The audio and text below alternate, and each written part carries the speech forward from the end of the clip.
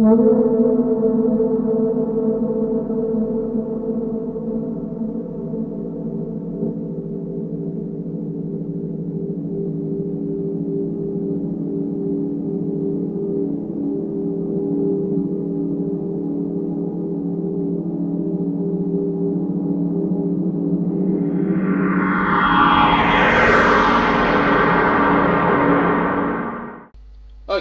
we're recording. Righto, last time folks, you had a week's leave, rest, recovery, whatever, from the Subarc 1 station, and you've been transferred to the one at the bottom of the planet. You will notice I have changed the planet a little bit. I've actually added a bit more landmass because it's actually I had it run the wrong way when I generated this world. I had it with a 4 landmass instead of a 4 water mass, so hopefully that sort of rights things up a bit. Doesn't change the game in any way, shape or form, it just makes it more truer to the UPP. Yeah, so you're still at the bottom of the world, yay, in a fluid ocean, and I'm going to take you to, it probably will be all very, very black because I've got the... Can you see anything? Hold on 1 second. Let's see. Nothing. Excellent. Okay, can you see anything now? Oh, Still see nothing. Right at the top. Oh, wait a minute. You got a box. Yep. That's your base. It's a little ship base thing. So that base goes, so that's the atmospheric base. It's got a big huge column that goes down about 30 feet into the water. The next level of base down there is about 3 times that size. Underwater base, eh? Yep. And then there's another column that goes down a bit further with one that's about that size at the bottom. So all in all, that's that thing there is about a 4 level tower you're looking at, without the column. So it's got multiple towers, but of course just for a weight sort of thing, that's how it's built. There's some platforms on there where you'll land, all that sort of stuff, but most of your business will be down below, underwater. Hang on, there he is. Post. There we go. That's pretty much your first picture as you sort of fly in and land. There is no land anywhere, it's all just ocean, and that station itself is pretty much in deep water, so it doesn't even hit land at the bottom of it. Sounds like our president, deep water. No, the deep water indicates that there is something at the bottom. I don't think he even has that. I like it, yes. Yeah, I think his just goes on forever. But I'm pumped. That one fell right on top of mine. I liked it. Cool. Okay, so Subarc 2. Some of the people you'll be introduced to. So their commander is a guy called Sylvester Plummer. He seems to be, although you met at the dock by the liaison officer, Lieutenant Arthur Edouard, who is an odd combination of French and Upper British. So he'll take you through he'll just show you some of the indicators, some of the sign, some of the signs things where you get to the elevators and all that sort of stuff. Yada yada yada. You're going to meet the commander in the morning, so you've got sort of the rest of the day to sort of just find your feet and meet some people. So a couple of people you'd meet would probably be the MD, Yeah, Fire Dolingrad, who is the head medical officer here. He's also the spiritual advisor on board this vessel. The other people would probably be, let me think. Now, Jerry, Connor, Gregory. Gregory is the head of the motor pool. So he'll meet up with Rowdy. Yeah, vehicle skills and the piloting skills. Yep. Yeah. So he's just called Rowdy. He's aquatic maintenance, but he maintains the outpost as a whole with a group of people. Hugh Aramis is the security guy here. I don't know if you can hear me. Yes. Yeah, we can hear you. A little bit crackly, but yes. And hello. So yeah, Hugh's there. He's a let's say he's a oversized gentleman, but it's all muscles in the right place. And he definitely works out, and it's almost like he's taken it to a bit too far because his upper body is way out of proportion with the lower part of his body. But anyway, yeah. What else is there? You'll meet the rest of them, but basically Rowdy is the guy who maintains the station. So he'll show you all the bits and pieces. Basically, he's been given the job to once the lieutenant hands you over to him. So he takes you down through the elevators, and basically you are on the second sub-level, which You want another pat too? the second sub-level is the bottommost section of the ship, and it's, what can I tell you? It's clean, it's efficient, it's tight though. A lot of the machinery involved in keeping the ship, the station up the right way, as well as in the right places, sort of in this area. Yeah, you get the feeling you actually aren't in the quarters of the people's that you're replacing quarters, so they put you somewhere else by the sound, the feel of it. In the second level, you do notice that they already have started keeping some of the captured marine life in aquarium tanks. So you see some very, very odd creatures. I'll show you one. There's this little guy here. If you can see him. He is similar to a squid octopus nautilus, sort of parallel. But they have them in size from around about 2 or 3 centimeters up to around about 2 or 3 meters in length. There's some other bits and pieces in there that I can't really show you because I don't have pictures of them. Although Rowdy will take you through to the motor pool, show you the sort of various vehicles you're going to be working on. Gregory, where are we? Donovan, you get introduced and taken to Freya's area. You meet the nurse Donna Colton. She seems to be all business, but in a very buttoned down way. Trying to remember the other parts that you guys had to do. What was your job, Will? Or Matt? Sorry, Will wasn't here, but his job was security. He was working for security. Yeah. Okay, so you'll go off with Hugh. And okay. I think I was doing something to do with navigation or like plotting something to do with the planet surface, maybe. Okay, right. Well, you'll be introduced to Rachel Hutton, who's the comms leader. All right. Yep, and I think that's everyone. Oh, Manta, you're in the. What are you doing?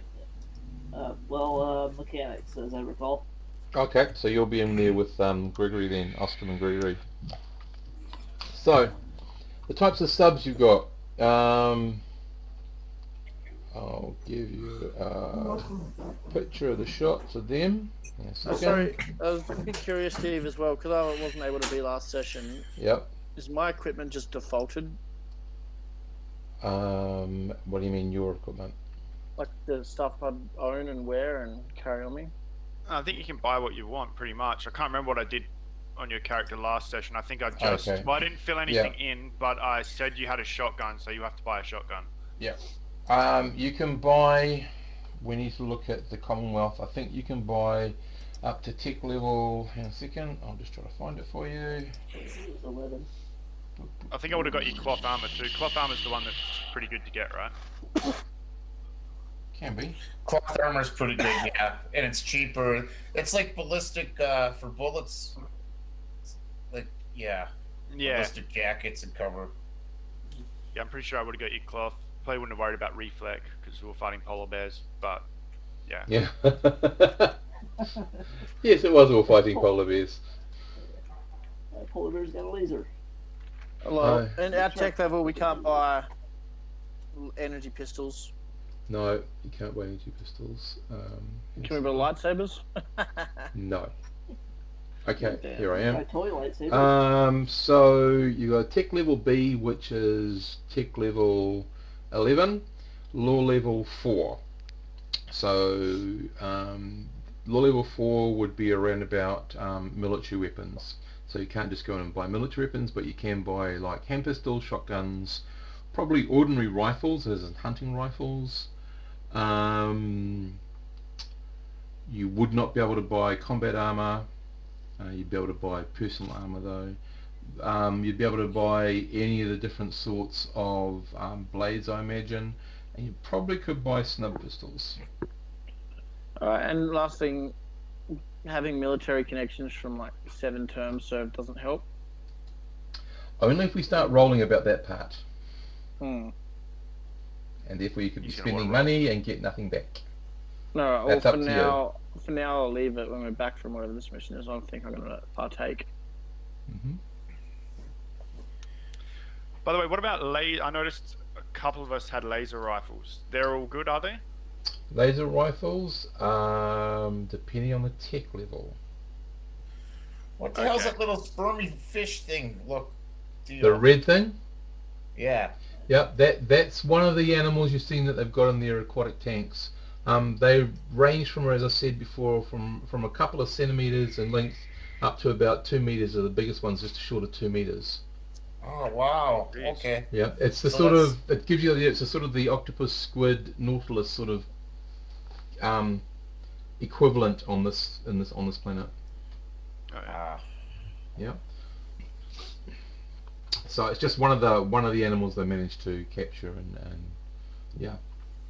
And those are the 3 different types of subs they have. So they have the single person subs on the right, the multi-person 2 to 3 people subs, and then they've got the big huge sub. They've got their one big huge sub that's on the left. That's I already got a out. question. I got a question, Steve. I've got vehicle skills, but I don't have any watercraft. Are you gonna Am I gonna get like watercraft 0 for this, or how are we gonna function? Well, you're gonna find out. Very difficult. Okay. Yep. Because I have tracked and wheeled ATV and piloting and everything, but I don't have a watercraft skill. That's okay. Well, I have something called motorboats, but it's probably not the probably not the craft. It's probably the other skill. Yep. I can drive anything.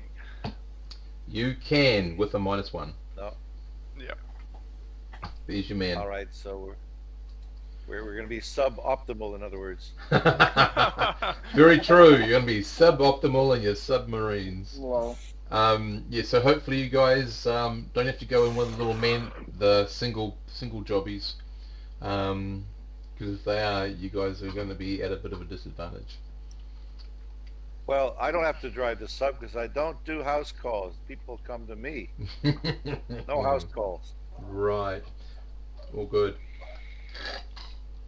So there are around about, this is, even though it's the Sub-Arc 2, this is actually the more people This is there's around about all up on the base or out doing jobs. There's about close to 1,000 people here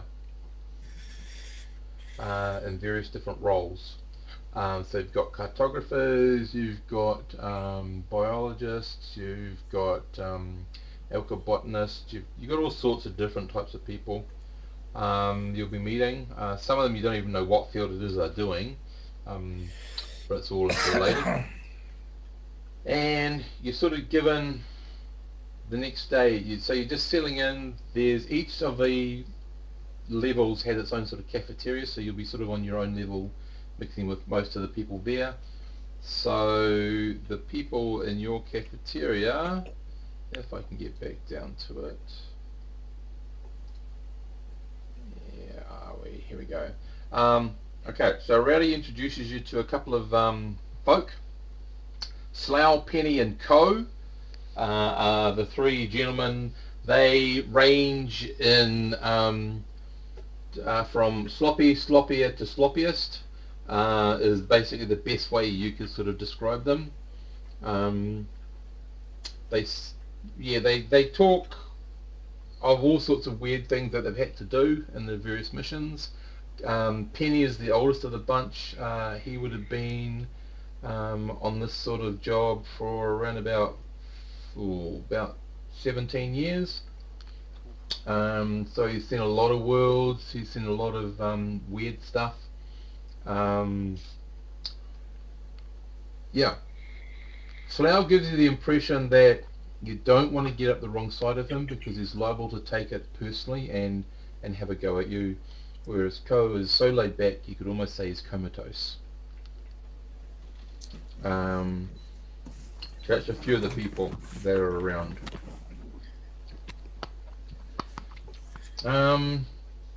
Yeah, so what do you want to do with your first night? Since it's not really, you're not really told anything in particular. Well, we're in the base, right? I think I'd want to drift around and see if there's any like rec area or bar, and kind of maybe talk to some of the people that are within the company on leisure time, and kind of explore around. You know, that's what would be right off the cuff. Okay, well, you are in that area and you are talking to those people right now. Apart from Rowdy, there's a couple of people like, getting the food or serving the food, and that's about it, apart from these other guys. I'd probably want to join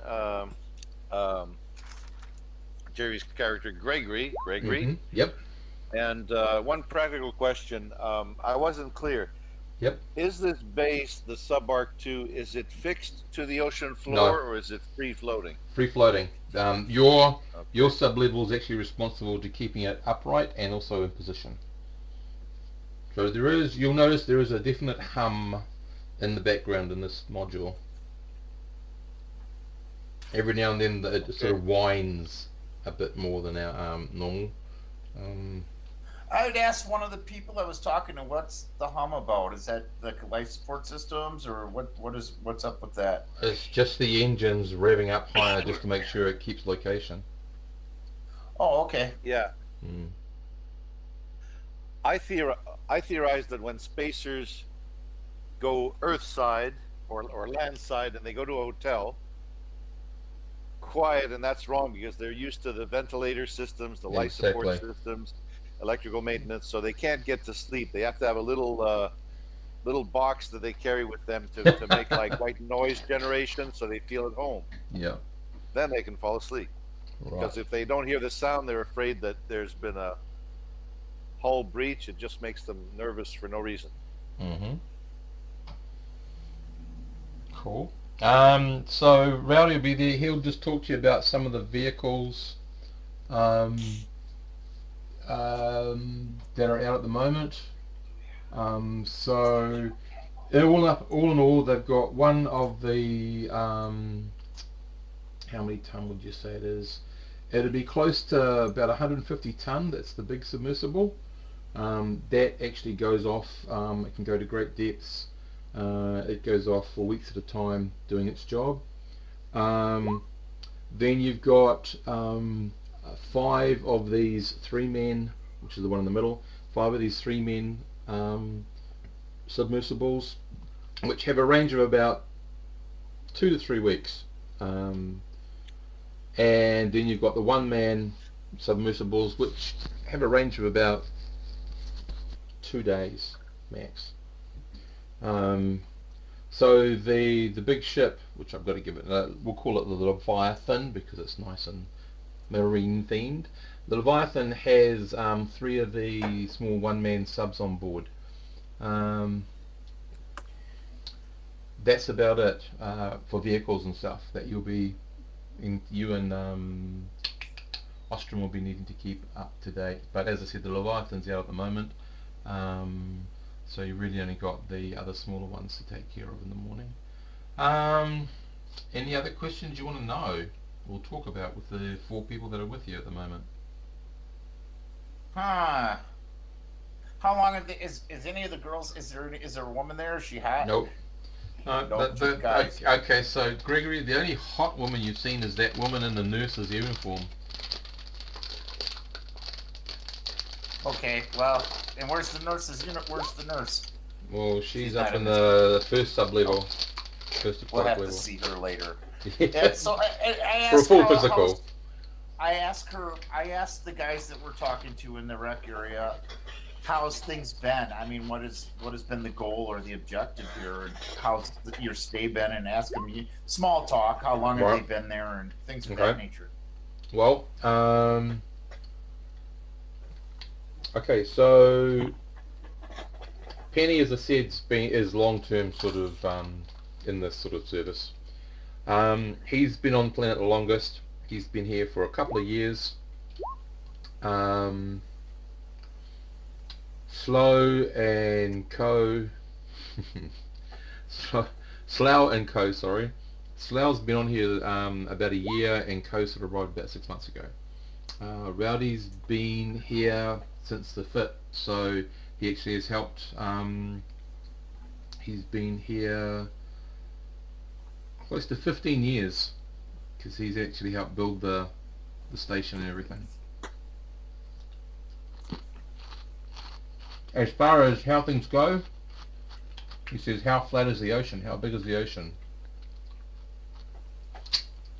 They've had, okay, so they start giving me a couple of tool stories about something they call the mega eel. They say, well, if you know anything about the Terran sort of whales, you imagine the biggest whale, they imagine something twice the size of that. The sea around here, well, it's not an eel, it just looks a bit like an eel, they say. Okay. The sea around here is mostly full of squishies, and they talk about that red thing as a squishy. No real major big bad things, except if you come across a devil ray, and they bring up a picture of a devil ray. So depending on whether you're trapped in a school of devil ray and whether you're looking at a mature devil ray group or not, up at the top right there, guys, is a devil ray. Oh yeah. So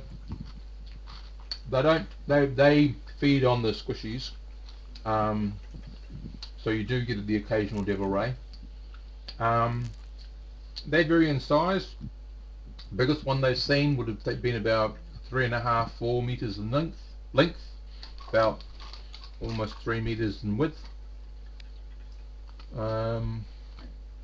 Yeah, they could get pretty big. Do they have teeth? And what kind of breed are they? Are they omnivores, carnivores, herbivores?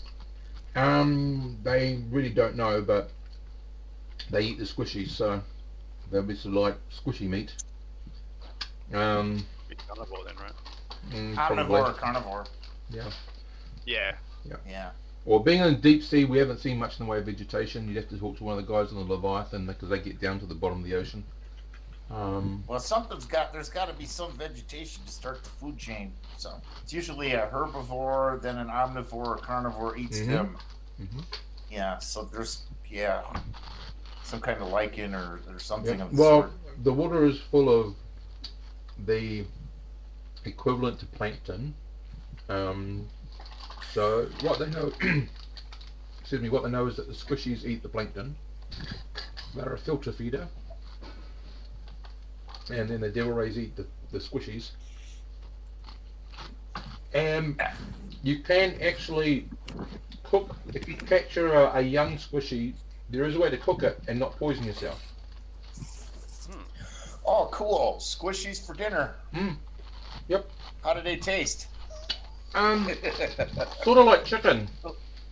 Chicken. Squishy Sorta. chicken. Yeah. But, Sorta. but with the texture of like calamari. Ah. That'll work. That'll work. Yep. The biggest issues they've had was the Leviathan encountering one of the mega eels. Mega eel decided they can be, depending, the boffins reckon that depending on the cycle of the mega eel, whether it's in mating phase or not, if it's in mating phase, they are highly aggressive. Took them a couple of weeks. The last guy took a couple of weeks to actually sort out the damage on the Leviathan. Quite sustained.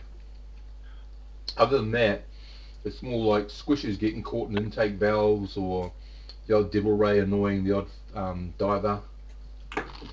Not a hell of a lot of issue in that sense. Seems pretty safe. Relatively, you know, I mean, you know, there's some dangerous creatures out there.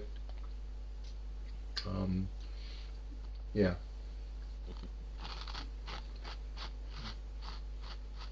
And there's some other bigger things, because we do utilize on the detection, the sonar and all the other detection sensors. They've detected other creatures other than the ones they've talked about, but they haven't sighted them, so they don't know the exact details. There was something that was even bigger than the mega eel, but you can look that up in the library. Not sure what it was though, whether it was a pod of them or it was something else, but no one really knows.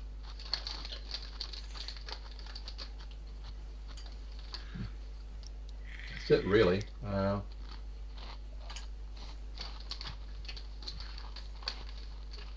Yeah, so they sort of want to know a bit about what you did last year, where your last term of service was, and any news from the other planets and all that sort of stuff. Whether you brought any new vids with you. Their last lot of surprises about half a year ago, so they've watched everything they can watch and their downtime and all that sort of stuff. Yeah, it's, if anything, it's sort of dull,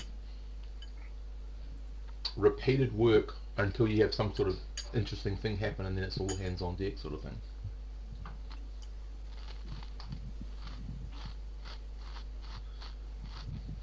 That's it really. Okay.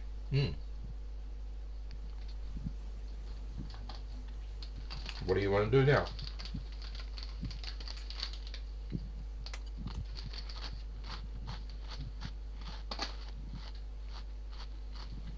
Anyone? I don't know. I'll find our quarters. Where we Yep. So you're all in we have like a double. small stateroom, or You got a double stateroom. You know, you're sharing it with someone. So Greg, you'll be sharing it with Ostrom. Probably Donovan and Yui will be sharing. No, Yui's a girl or a boy? Man? Guy? Girl. Whatever? Girl? Female? One of those Yep. things? Right. Guy, but a female. Okay. Nah, it's a female. Right. Okay. Interesting. No, she's all girl. Okay. Female.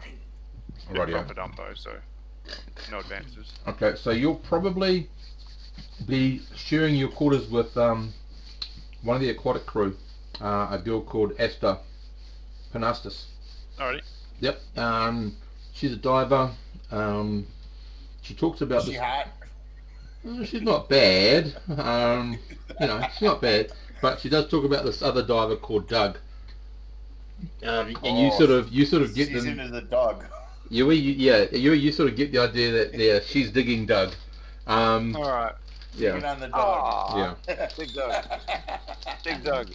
yeah, that's the one. I can't get the Jacob Promethean out of me in any game, Steve. Really? We'll have to have a special game for him just to see if we can expunge that particular trait or desire. But anyway, we'll die trying. Yeah, so that's pretty much it. There's not you haven't seen this Doug, whoever he is, but apparently he's another diver. Yeah. That's really about it. You don't get to meet too many. There's no big huge party or no big huge. Unlike the other one up the north, where it was a lot smaller, a lot more intimate. This one's a much bigger operation, so people tend to have departments that you may hardly ever bump into in your whole term. Who's our command officer, and what's our mission going to be? Well, you report directly to Lieutenant Edouard. Donovan to Dr. Dolengrad, Michael to Hugh, Yui, you and Ostrom are probably going to be reporting directly to Greg. Alrighty. Because you're part of the motor pool. Yep. Really, yeah. And Greg's actually head that up. So Greg, your best information will probably be Rowdy, because he takes care of the as I said, the station, whereas you take care of all the other bits. So if you're not doing anything else, you go to bed, wake up, you go meet, you're introduced to the commander, Sylvester Plummer. So get into his office. He's sort of wearing a uniform, but it's like not all zipped up and that. It's just all looks all sort of hurriedly thrown together. He's got a drink in a cup on the table. He's still drinking. Yeah, it looks like he's sort of caught unprepared, even though he would have had, a schedule and all that sort of stuff. So sort of looks at you a bit wide-eyed and sort of looks at Lieutenant Edouard, and Edouard starts to introduce you and say, the new people, right. Well, if you ever have any sort of trouble, don't feel free to come and talk to me. We're all here to support each other. You sort of like, so if you guys have ever watched MASH, he's like Henry, the very first colonel in MASH. All heart, no military, but he's the one in charge. So yeah, so he gives you a little bit of a pep talk, which is a little bit confusing because you're not actually in the military, but anyway, and you sort of send on your way pretty quickly.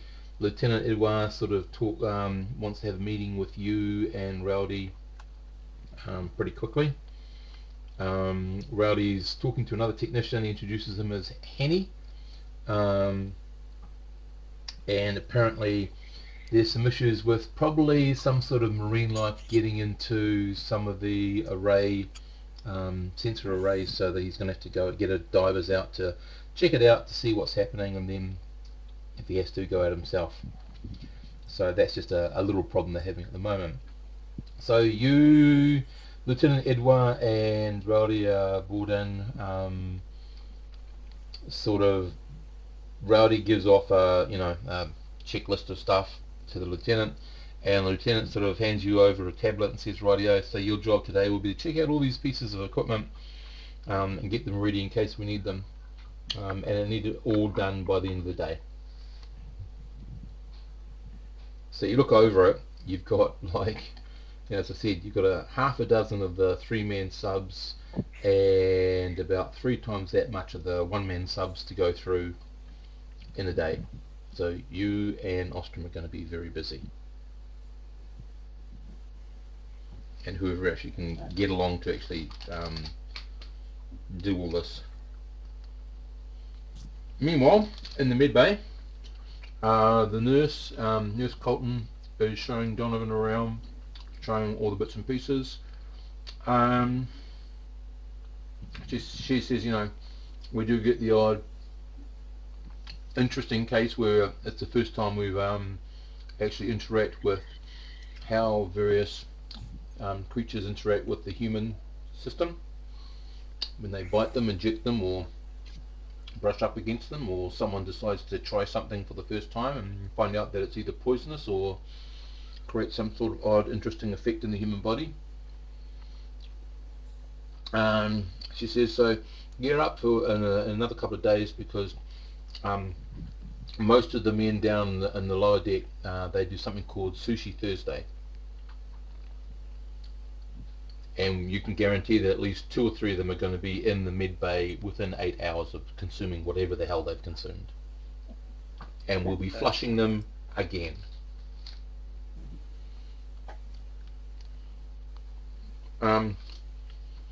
Other than that, Hugh shows Michael around the whole building. You get your codes to get into various restricted areas. You're issued with a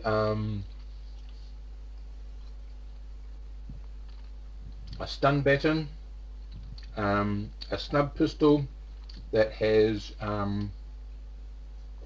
fires darts of keep on thinking antiseptic. It's not that, of course. You know, tranquilizers, anesthetic dart, tranquilizers. Yeah. Yep. And you are given the code for, you know, making sure that no one's supposed to break this. So basically, weapons that could depressurize are a big no-no. There's Hugh says that the general rule is that there's a couple of them. He gives you the times and the days and the people and that sort of stuff, that, like where they can sort of blow off a little bit of steam, usually in the canteen areas, and they can get away with a little bit of rowdy behaviour.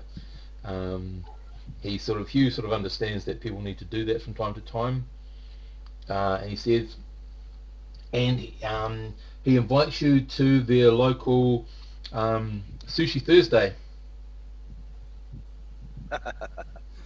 Inviting me? No, they're inviting Michael to. He's inviting Michael to the local Sushi Thursday. Sushi Thursday? Mm-hmm. Man, Mm-hmm. I want to go to Sushi Thursday too.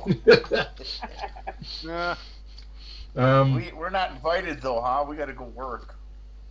You're basically down the bowels of the machine right now, trying to work on all these other things. So we'll get some rolls from you guys. Okay.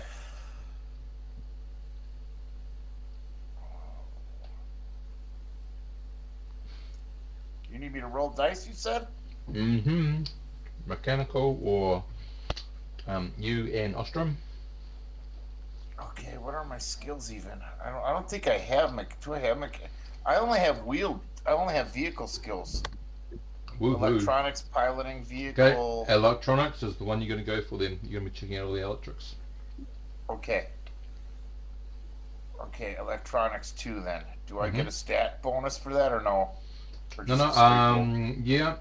your education, and this is an easy. Well, it's a you only need to get a 6 because it's. I mean, it's yeah. My education is 10. I get a +1. Well, I got a +3 to this roll right off the cuff. Easy. As. Whatever that is, +1 more. Okay. Yep. Okay. And can I get a same roll but with mechanics from Ostrom, please? Okay, that's mechanics and education. Yep. And you're going to beat a 6. I look over to Ostrom and I say, electronics check out. Yep. Mechanics are good. Okay, but that'll take you the whole day because you've got, as I said, you've got a huge vehicle load here. So me and Ostrom are a team. He does the hands-on mechanic stuff. I assist, and I focus on the electronics and operation, and Pretty much. he assists me Yep. in that arena. Yep. Also, I feel like I missed a segment a second ago, but I've heard about a Sushi Thursday that I've been invited to. Exactly. Yeah, we didn't get an invite, brother. They cheated us. Well, no Sushi Thursday for us. Wait, we didn't get invited? We did. Michael did. Oh, no. Only Michael got to go to Sushi Thursday. Michael, The rest Michael of us is me, got Paul. to shaft her. Excellent. I We am got to Michael, eat mate. that squishy chicken crap. Or sushi whatever for they put on us. the table in front of you. Yeah. Am I allowed to slice my own sashimi with my saber, or? Who knows? Hugh says there'll probably be some drinking involved, so you may very well end up slicing something with your saber. I'll bring the saber. Okay, that's just Awesome, That's no longer he optional. says. Awesome. Rightio, he tells you where it is. It's in a small area that's supposed to store cargo. It's supposed to store supplies, but the gentlemen use it for their Sushi Thursday. So that's in a Excellent. couple So of do days. I roll up into this area? Well, you have a look Is it at what it's Thursday all right now? about. You have access to all the levels. You've been given the security cards to codes to get into the restricted areas. About the only places you can't go into is like people higher than you without the correct codes issued by Hugh. So you can say you've got I've got a 1020 and I need to get into such and such as private codes, and he'll give you the code to, if he thinks it's valid, to go in there. Is Otherwise, Hugh the out of balance guy with the buff upper body and yep, chicken legs? Hugh is the head. Hugh is the head of the security. Oh, nice. I thought me and Hugh would be good mates. All right, Right. got it. Yep. So they also Hugh is also, as you move around, Michael, you find out that Hugh's got a nickname called Huge Arms. Cool. Yeah. I see that they've given you an ironic nickname, Hugh. Uh-huh.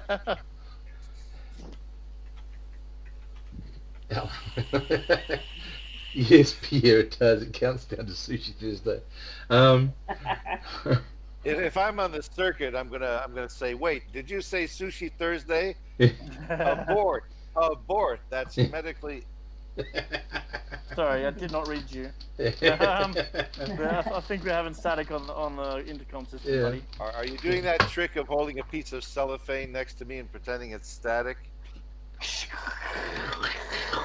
Yeah. You're Okay, doing so it very poorly. Crinkle, crinkle. right. So within the day, Michael, you sort of seen the layout of the whole station. So the above water station is more the communications, data processing, that sort of thing. The mid-level is a lot of different labs, which you have access to. There are some parts in the labs that are override you because of medical concerns, which is where actually Donovan would override you just from a medical safety point of view. But security-wise, you pretty much have the run of almost the whole place. As I said, there's only there's not that many places you can't get into. Can we peek it? Hey, can we peek in on the Sushi Thursday people? He doesn't even know. He's not been there yet. He doesn't know who turns up. Oh. He only knows where it's going to be. And you think I'm telling you fools? Did the hot nurse invite him or what? No, Hugh invited him. Oh. No, they go to the nurse once they've ingested the Sushi Thursday. Nah, Yeah. seems like a very, very shady Oh, Sushi mate. Thursday, if you ask You guys me. are clearly never served in the Navy. This is called initiation, guys. What are you That's doing? the one. Crikey. Well, I'm in the med bay. I'm prepping, and they're giving me simple stuff like testing out all the stomach pumps. That's the one. Got to get those ready. They're going to be needed very shortly. Yeah, this one works. Okay, so who's the other one left? Yui. Mm-hmm. What are you doing for this day? I mean, you're a pilot piloting one of the vessels, but there's no call for it just yet. Yep, that's cool. What are you doing? Polishing a joystick. Yeah, pretty much. Just anticipating being able to pilot something. Loving the Oh, idea. God. Yeah, have you heard that thing where if someone's Telling trying my too hard, roommate you to shouldn't shut trust the them? hell up about Doug, basically. I don't want to know anything about Doug. He sounds shady. Don't like him. Okay, Stay away. so sorry. So Doug turns out to be the lead diver, and Doug, whereas Hugh has a slightly out of proportion body, Doug has perfect proportion body. He has a perfect swimmer's body. Sounds interesting, actually. He's also been a Navy man. He's got a few years behind him. Yep, and he also, you can see straight away the team that he's developed. So he runs the team of the 20 divers on board the station. And you can see he runs a very, very tight group. And they seem to have a really good connection with each other. And you'll see this sort of thing repeated where in various departments sort of, as I said, because there's so many of them, they're not as connected as the first base you're on, where it was a lot more intimate, where everyone was sort of almost on an equal level, apart from, of course, the commander. So this is more, excuse me, this is more of what you're used to, this sort of style of organisation. But anyway, you get to meet him, that's all cool. You go into one of the areas where you can start looking at the schematics of the various vessels.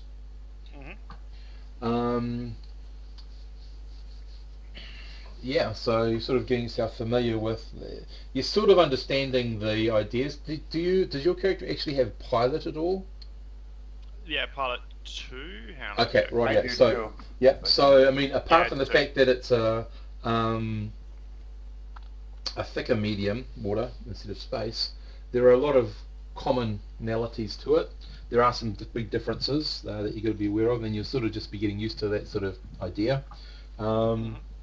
And yeah, so if you want to, you can requisition one of the small one-man subs just to try out. Yeah, I'll do that. Okay. I'll do that, no worries. I take back all my previous statements about Doug. He seems great. You can definitely see why she likes him. Let's just say that. Yeah. Yeah. Esther's digging the dog. Yeah. She, nothing about she, mate. I'm taking over here. Yeah. Okay. Rightio. So give me a piloting roll, please, Yui. Yeah, Yui. Yep, that's fine. So you get into one, so you can see the picture. Hopefully, it's a little bubble. What it's got. So on the right side, it has a small. Wait, did that work out right? Yep. That's cool. 36 plus 2. Yeah, cool. Yep. So you have a communication on board. It's got, it runs all the system stuff. This thing basically can dive down roughly a meter a second. It goes down to about 30 atmospheres, so it goes fairly low, but it's recommended that you only go down to about 20 atmospheres. On the right side, you can see, if you see the picture, it's got mounted a small launcher, which folds into the right side. So the small launcher, you've got three things you can actually choose from. One is what's called a stun explosion. So it fires off if you're in if you want to deter a school of creatures coming your way, you'd fire it off near them and you'd set it off in front of them, sort of thing. Another one, there's an emergency beacon, which just fires straight up. It stays attached to your vessel and it fires straight up, and it sends out a pulse. And the last one is a small laser, a bit more powerful than a laser rifle. It's used for cutting, like if you're getting in close and you've got to cut through something, cut through rock or cut through wreckage or something, it's used for that. As you can see, there's two propellers. It's a two propeller system. On the front. If you fire if you fire the stun missile or stun rocket, whatever it is, does that use up? Would that then destroy the ability of having the emergency beacon, etc.? Or is no. You've got three little stun missiles, Okay. You've got the laser cool. and you've got the emergency beacon, but it all Alright, operates awesome. out of that piece of the pod. Cool. You've also got at the front a pair that come out of the front, a pair of little small manipulating arms. They don't have great strength, of course, but they can give you some ability to move things. That's pretty much it, and you sort of get to play with it a little bit, do rollovers and all that sort of stuff, and just test it out. It's all fine. Yeah, all those. Yeah. Cool. All those sort of things. You're sort of reading the manual, making sure you don't set off anything. You don't go more than like half a kilometre away from the base at this stage. Yep.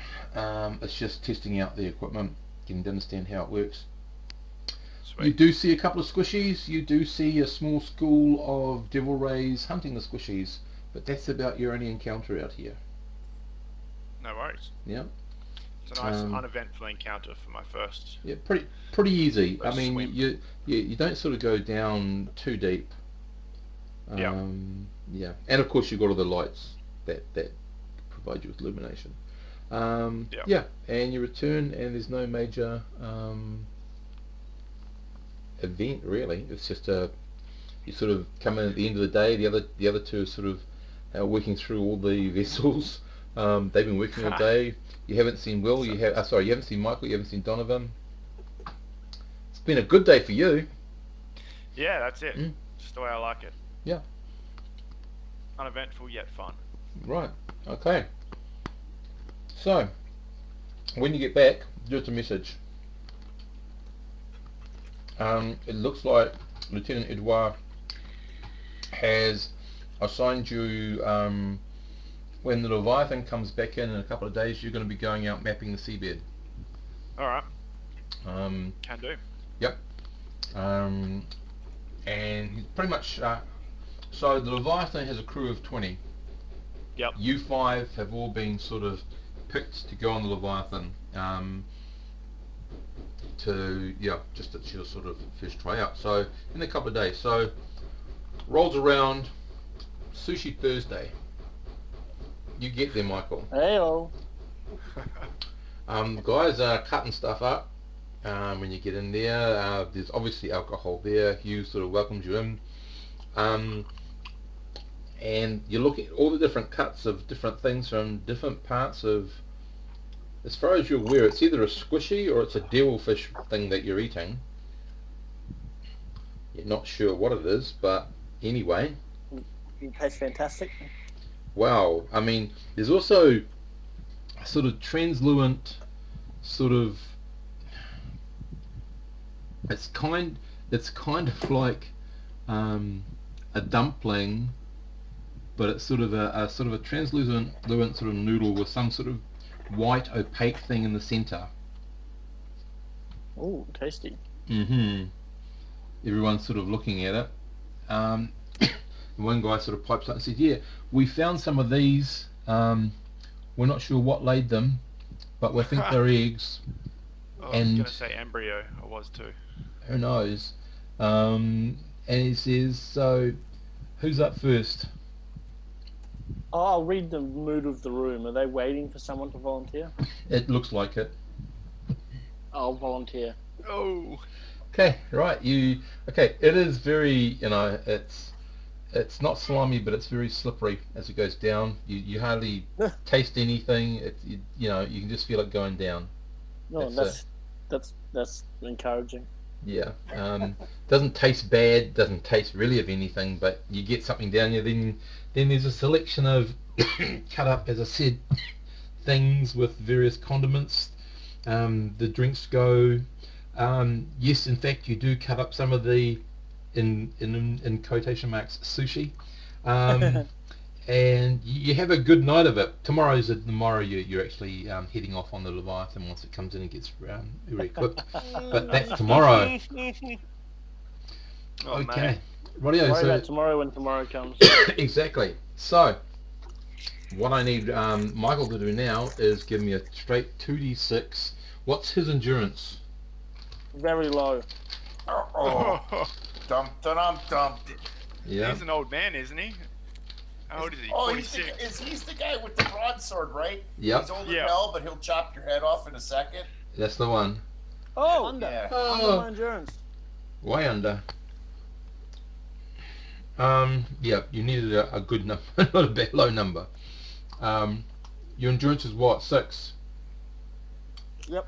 Oh, that's not too bad of an endurance. It's a -1, is that right? Actually, 6, 7, 8 is no minus. Oh, good. Okay. It's 4, 5 is a -1, I think. Okay. 4, and yeah, I think 3, 4, 5. Yeah, 3, 4, 5 is a -1, and I think 2 is a -3. I might be wrong. Right. Or a -2. Excuse me. Michael, you wake up in the night. Something is gurgling in your room, and you suddenly realise it's you. You go to the toilet, and let's just say it's an explosive result, and you're not feeling that good. You might want to call on Donovan. It could be. I'll be smacking the pager button. If there's an emergency button on the wall to contact him, I'll be hitting it. Donovan, you woken up in the middle of the night. Something's Michael.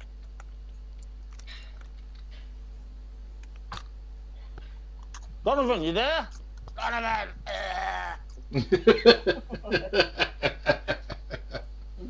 Well, maybe it's a good thing we didn't go to the Thursday sushi, huh?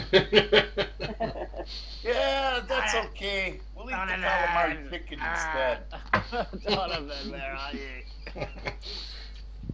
So, Pierre, after a certain amount of time, do you want to answer him or what? Are you there, Pierre? Now the life form in the toilet bowl is getting bigger now. Oh, sorry. I was muted. Oh yeah. I was probably asleep, but my bed monitor is in red, and it's got sushi tea plus 5 hours or something like that. Yeah. And I answer the call. Yeah, Michael, what's up? You just hear like a low gurgle, mate. A low gurgle. You're not on the screen, Michael. Where are you? On the floor, you say. Why? More painful gurgling, mate. It wasn't even him that was gurgling. Oh dear. Who is Michael with? Oh, yeah, Donovan. He actually beats in the same room as you, so you've vividly ignored him. That's excellent. I like that. Then. Okay. Yeah. You hear a strangulated call out from the fresher. Yeah. Well, sushi Thursdays I can take, but if my buddy turns into caviar, that's a different story. Well, he's not turned into caviar, but he certainly could leave a trail. Don't make me walk towards you begging for help. As he scurries back into the fresher, and you hear some really unpleasant noises coming out from there. Yeah, okay, so fish eggs, breaking the speed of sound. Yeah. I was about to say, I think you're being a bit presumptuous saying they were fish eggs. They were eggs. We don't know what they came from. Yeah. Oh. Well, okay, so I'm gonna basically, I don't know, I think I should lead him down the corridors with a barf bag and get him to the med bay. Okay. How far away is it? Oh, it's the med bay's in the second level. It's a nice 2-minute ride up the elevator with music playing. And there's a little bit of a storm, so there's a tiny little bit of a sway going on. And the elevator music plays, you know. I'd like to be under the sea. Under the sea. With this garden in the shade. Yeah, very funny. Yeah. Okay, you get into the med bay. There's a night nurse on or something. You get him in there. You take his vitals. Nothing dangerous, but there are some slight chemical. Nurse, right? No, different nurse. But there's some slight chemical imbalances. his Do body I get seems... Do I get like the cool holographic viewer that reproduces his body above his body, and I see the insides everywhere? Yep. I'm checking for, like, I don't know, eggs, tentacles, Right. fishy parts. Okay. So far, he's clear of all those bits. You might want to just reach for the stomach pump just to give him a slight insight as to what might be coming next. You might not need to use it, but it's always good to threaten with him or something now. The readouts, Sure. you know, he needs intravenous drip. He needs some basic, just some basic stuff to flush his system out. Morphine. Where is the He morphine? doesn't actually know. It's not advised that you give painkillers because you're not sure of, like, you know, the chemical interactions. So no, it's not recommended. More bad.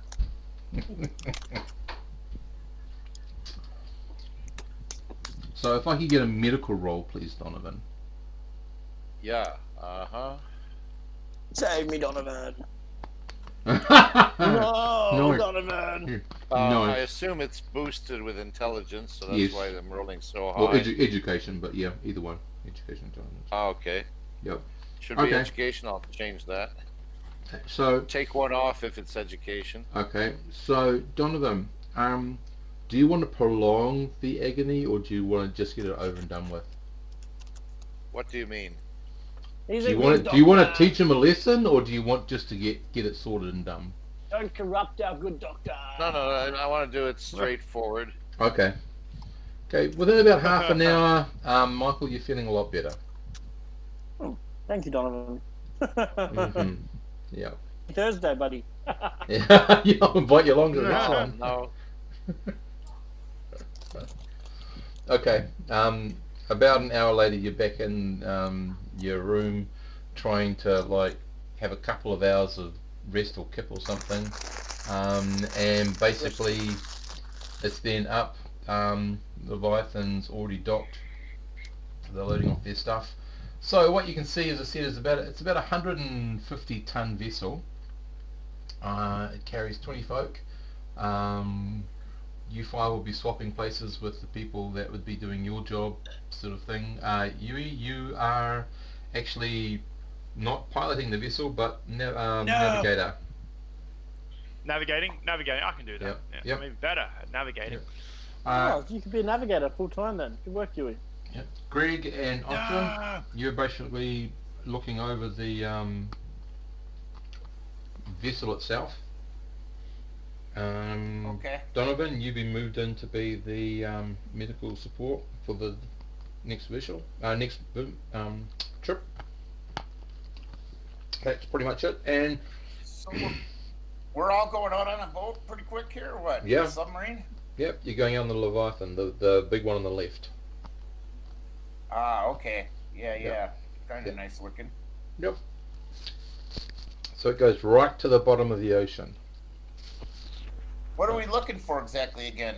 The bottom of the ocean, because you're going to map the seafloor. Yeah. Oh, it's a surveying type of mission. Yep. Ah. Yep. So you'll be pulling double duty, Yui.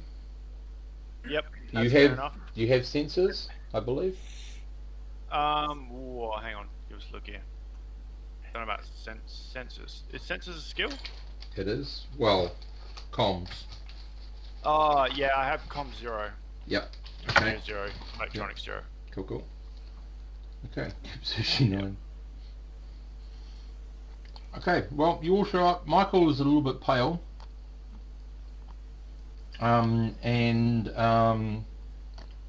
Feeling sprawly. Wicked snappers can't keep up. And Asta is coming along as part of the aquatic crew. Yep. What about Doug? Is Doug present? No. No. No. Alright. More importantly, what about my big buddy Hugh? No, he's staying on station. Yeah. Well, hugely disappointed. Ha ha. Very Oh good. my god. Okay, so Michael, basically your security, that means, and you're sort of having a look, the ship is has a couple of armaments. Yes, it has some small, for the likes of the mega reel, and then you sort of start looking at because that's one of the things that they have that you can bring up on display, and I will show you this thing. Well, just so you know as well, now that we're on active duty, Michael's going to do a bit of a 180 despite how he feels. Okay. This ain't shore leave party time. This is prim and proper. Okay. Navy man time. Rightio. So on your left there's a picture of a not quite mature mega eel. Holy shit. Yeah. Is it on the main screen thing? Yep. Yeah, you'll be able to see it. On the top you've got a devilfish, and then you've got a mega eel. Oh, the big thing with a big mouth. Yeah, but that's not a mature one though. Yeah. Oh, so it's a little baby one. That's a a little baby one. mouth. No, Do they change shape when they get mature? No, they just get bigger. They just get bigger. Yeah. So that's almost mature, but not quite. So you can see why that would actually attack the Leviathan and do damage. Because it could swallow it whole. Well, we'll try. I asked Michael how he's feeling after he had a shitstorm. Wait, do you outrank me in our current roles? I imagine so, yeah. He kind of outranks you. Yeah, he is the head of his department. Well, I'll prim and proper boots together.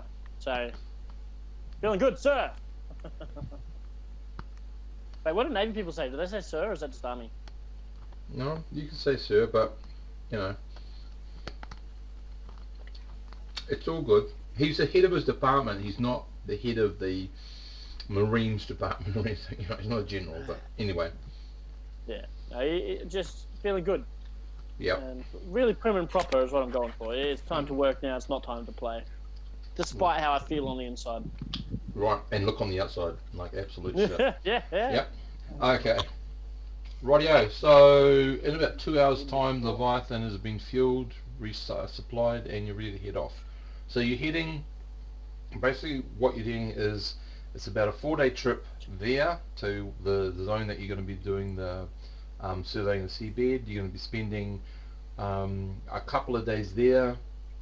Then you've got to head off to pick up some people from a very small, just a little aqua hub that they're doing some experiments on a submerged continental shelf or continent, and then back to the base.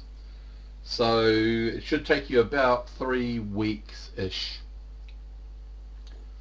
So the trip there, it's all pretty boring. I'm not going to bore you with all that sort of stuff. You get down to the seabed, you are around about 4 miles under the water. So you're in a very deep part. Octopus's garden. Very, very deep part. And Yui, I need you to give me your first roll, please, as you're starting mapping the thing. And I need Gregory to give me a roll, please, just to see how he's monitoring the ship. And I need the electronics roll. Yeah, electronics is fine, and I need to roll to see what's wrong with the ship. Navigation. I got an 8. With my bonuses, I got an 8. Cool. Navigation roll for the cartography or comms? Comms. Ooh, harsh. Harsher for sure. Ooh. He's just a little under success, so it's not going to be too bad. Yeah. Success is just the first failure, buddy. Well, hang on. What's your intelligence or educational bonus? All right. Education is 1, intelligence is 2. Okay, so you can apply Well, then the that's best. not a 7. Yeah. You made it. Yep. All right.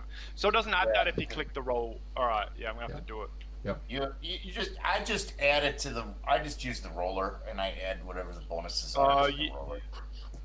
Okay, so you add the modifier for your stats to the roller. All right. Yeah. I know. I mean, like I'm electronics 2, and then I get a bonus of 1 for intelligence or whatever. So it's a 3+. So I got an 8. Yep. I'm right above you. Okay. Yeah, I'm just gonna roll the 2d6 from now on and do it like that. Yep. Yeah. Okay, so across the board at the moment, yes. 640 atmospheres, yes. across the board at the moment, everything appears to be a-okay. Gregory?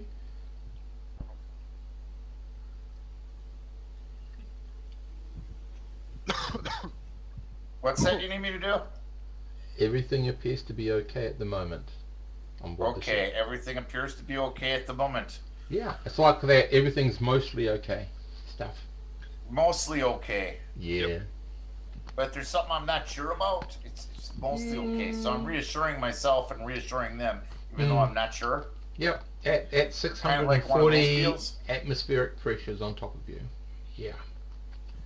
Yeah, we're way down. We're way deep, man. We could be crushed instantly in the pressure, right? We're like bottom of the ocean. Yeah. You are approximately 20 meters above the seafloor bed. Ooh. As well, just if you guys. Is it pitch black down here and dark? Yep. It has to be. I'll be off in 30 minutes, just so everyone knows. I'm having a bad day. Okay. Sick. Yeah, he's sick at the moment. I dragged him on though, as you do. Yeah. So like in real life, as in Sushi Thursday life. Matt sent me a message saying it must be easy to roleplay this at the moment. Give it your best, mate. Very, very similar to his IRL state, to be honest. Yeah. Ostrom, can you give me a roll, please? Okay, what am I rolling? Your mech. Alright. There we go. Ooh. Excellent. Bad. No, everything's cool. Alright. Okay. Everything is fine. Everything's fine. And Yui, you can make a roll, but you have to take one off whatever you roll. It's supposed to make that noise. What's this to? Mechanical. This is a 2d6 roll. Okay. Do you have mechanical? Well, hang on. Might not be a -3. It's a -1. Okay, so that's 7. Okay, no, everything's okay. Alright. Rightio, so the next day, same rolls for everyone, please. So first of all, you're charting the seabed. That was no, that was comms, yeah. And was that a plus for intelligence or education? Whichever one you want to add of those two. I think you're not education. both, just one. Yeah. Well, 2 for intelligence. Yeah. Yeah. And I think comms is at a 0. So. Nice. Okay, so you're doing some very accurate mapping. That's excellent. Okay, Gregory, can you give me a roll, please? A roll for what? Electronics. Electronics roll again. Okay, we're checking. Boom, I got 11. Okay, you've got a red light. Uh-oh, we got a red light, but everything's okay. Everything's fine. We just got a red light here. Just a little red light. What's the red light mean? What am I Only a little one. Okay, so we have to change the bolt. Yeah. Just put some tape over it. It'll be fine. Yeah. That's the one. Put some tape over it. It'll be fine. If you can't see it, there's no problem. It appears that if you have a look at the picture, on the side that's showing the starboard side, you can see the propulsion unit out there on that side. On the picture, this little piece here, it's reading that there's some fluctuations in the power. You can only get to the to this part of the mechanism. You can't actually get out to the propulsion unit, of course, in this depth. So you can try to trace the fault to there. If it's further on, you've lost part of your propulsion and steerage units.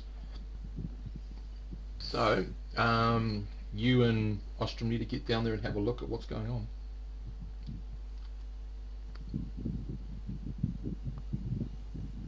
Okay, we're taking a look. Make your roll. Do I see anything odd? Am I worried about anything? Yep, make your electronic roll. And Ostrom, make your roll. This is a diagnostics roll, so. Yeah. I got a 13 on my roll, whatever that might mean. What you found is that there's some sort of organic material that's gone in through an intake valve. and it's basically gummed up the works, and what's happening is the engine is the intake's overloading, and then it winds down and then it tries to wind back up again, and then so you let this go, that whole thing is just going to blow. It's just going to fail. It doesn't sound so bad. Yeah, but I mean, when it blows, I mean explosion blow. Ah, well then. You want to shut it down and try to somehow flush that material out of the intake. If I can't hit it with my sword, I'm going to step back and let the qualified gents do their jobs. Mm-hmm. Well, all right. Can we can't get out to Nope. mess with it, so unless we surface first. Maybe that should be our first step. See about surfacing, and then try to take that thing offline for the time being, so it stops cycling and Cool. start up. Okay, that's easy. That's done and dusted. You've taken it offline. It's just now having to work out how can you flush it. Yeah. It should really have us lean over the entry.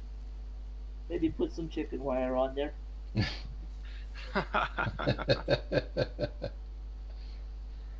So, Gregory and Ostrom, you've got the job of trying to work out what to do with this piece of equipment without being able to get to it physically.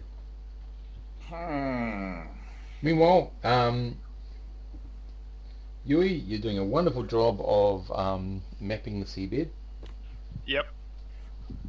Donovan, there's not much happening at the moment. It's all nice and quiet. Michael, you're getting the colour back in your cheeks and feeling a little bit better. And there has to be looking. Yep.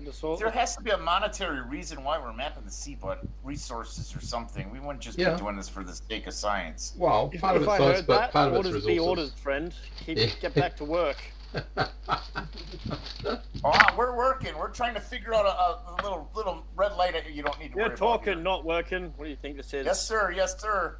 Don't worry about that red light. Yeah. It's when you get 5 of them in this row all going, like they're doing right now. That's when you got to worry.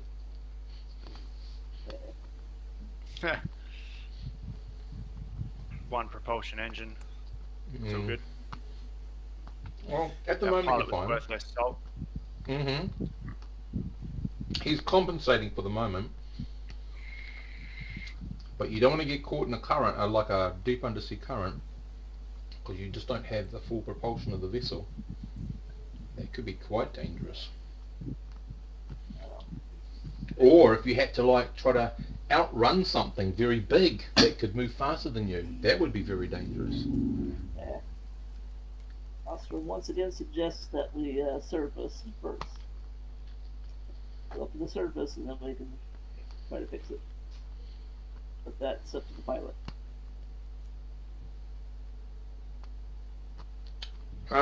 Well, he has said that he'd rather you try to fix it at the moment because the data we're getting is pretty damn good, and I don't really want to, if we can help it, I'd rather not have to go through a whole cycle of everything, because it's not like a 2-second jobby. It's going to take a day or 2 out of your whole mission just to do it. Alright.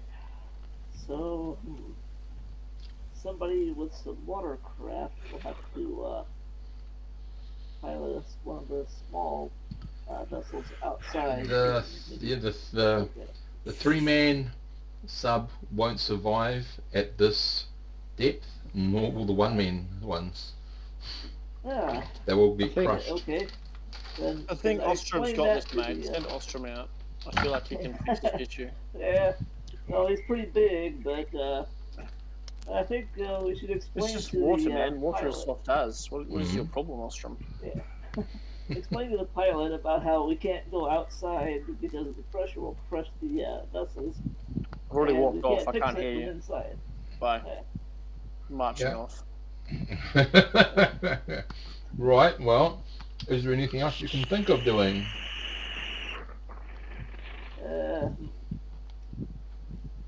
Negate the planet's gravity so the water goes up into the sky and we're out of the pressure, then I can fix it. Mm-hmm. If we can't get at it from the inside, Is that sci-fi or is that we just- in-game physics? Yeah. Can we just pilot into a less organic part of the city and then flush the engines, flush the propulsion drives with fresh salt water? Well, it's got to come out. Is there like, you know how like if there's like an S bend of a cave, we might be able to find a place with air. Can we find that? You do realize how many pressures you're under down here, eh? 640 atmospheres. Sorry, Michael Hunter. Yes. Is from space, buddy. This is the old frontier. We're part of the final frontier. Right, yeah. You might be part of the watery frontier in a second. Okay. So does Ostrom have comms, or is he just relying on Michael Hunter to transport our message? They'll be hooked up to the cockpit. That's not a problem. All right. But the pilots just asked the people who know how to fix these things to try to come up with something that they can do before you actually have to go up the surface to do it. There must be something you can think that's right. Yui's taking good data here. I mean, we don't want to cramp her style. Duct tape? Is duct tape an option? The problem is it's something stuck, so duct tape would only make it more stuck. So now we gotta get this seaweed or whatever out of the engine intake. Can we reverse the engine and make it flow the other direction, or is it? You could try. All right. Sounds like it's not a great idea, but something we can do from inside. So yeah. Yep. All right, let's try that. Okay, so Gregory. Is Gregory our captain? Is he our pilot? No, Gregory's I'm your your head. technical guy. Yeah, head mechanic at the moment. So Gregory, you're making the roll. Electronics. All right. First of all, Mantar, if you can make a supporting roll, please. I rolled a 10. We've got a 10, and what can you give a Mantar? Okay. Ostrom is. So you both can apply either your intelligence or your education bonus. Ostrom is no help whatsoever. Okay. Bloody Ostrom, mate. He probably dropped something. Okay. Rightio, the sensors would indicate that while you've reversed the engines, or you've tried to reverse that particular engine to purge it, hasn't been quite successful. The sensors are reading that there is less mass in the area you're trying to clean out, so you've got rid of something, but you haven't got rid of everything. What's the minimum depth that we could repair this safely with one of the other smaller subs? Probably, well, you just need to go to somewhere that's like 20 atmospheres and take out one of the one-man subs. I feel like, and I'm marching around saying this, that we should do that. Yeah, 20 is pretty far up from 640 though. Yep. Oh, Practically the surface anyway. I'll draw my sword and say it's a good day to die, boys, and I'll keep marching around. I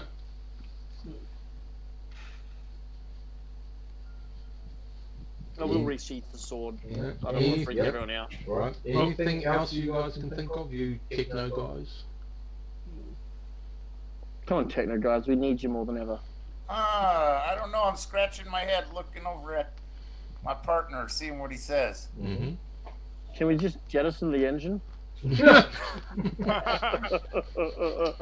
turning it off is safe enough, but it just means you want less propulsion. Yeah. Yeah. Is there anything we can do to reach it? Do we have anything on board that could be like Any little robot-y thing that any robot-y thing? No, well you can't get anything to it. That's the problem. Even if you put in a little robot unit out there, it'd still be crushed by the pressure. I think Ostrom could handle it. Honestly, we should get him to go try to fix it manually. Well, he's got like 13 strength. Ostrom goes as close as he can to the engine and just kind of kicks the wall there. And that's right. Yeah. Because that's how we do it in Soviet Russia. How we did it on the copy and stuff. So, you, mechanic people saying that you've tried everything and the only thing you can recommend is to go to an appropriate depth where you can get one of the one-man subs out and fix it that way. Or I'll go with left propulsion, just turn it off. Wasn't that an option? It's an option. But it puts your vessel in a bit of vulnerability. You are turning off one side of the... You're turning off 1/3 of the propulsion and steerage on the ship. Who's the captain of this vessel, by the way? That'd be... Isn't the guy who's sick, ain't it? I'm gonna call him Henry. I want to march up to Henry and just give him my sit rep of what I think is going on. It could be wrong, and I want to hear his opinion. He says I've got to rely on what the maintenance folks saying if they can't fix it at this depth. Well, I think we need to go and surface, but right. that takes us totally a lot of... I'm gonna get on the comms straight away and say maintenance and all crew, we're raising to a safe level to maintain the ship. Totally out of order and job role. It's just Navy tendencies kicking in. Well, you scours. These fools in mechanics can't sort out their job. Now I have to stop my hard work. Yeah, good work. So be it. Right, so Henry turns to you and says, okay, Huey, hey, we're going to change the sensors, we're going to ascend, we're going to get to 25 atmospheres. One of them can get out in the little one-man subs and they can sort it out there. Ooh, one-man sub. Sorry, Huey, you're busy navigating. Nah. We need to get a qualified pilot in. Oh, that was cold. That was so cold. Okay, Huey, give me a sensor sweep as the subs to ascend.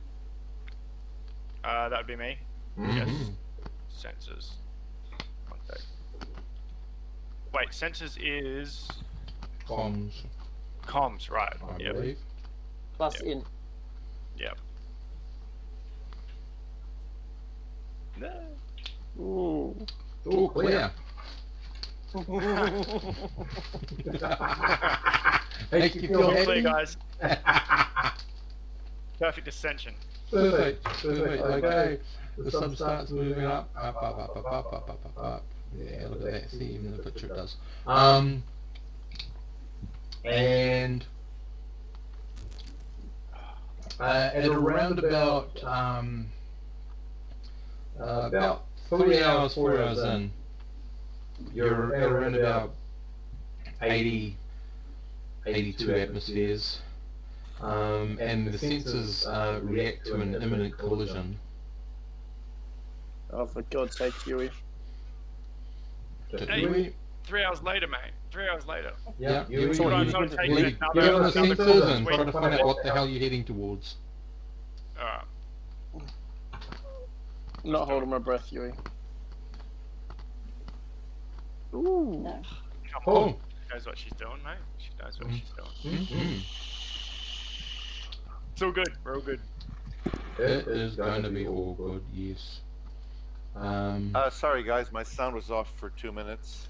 That's right, you're all dead. You've ascended. We're all dead.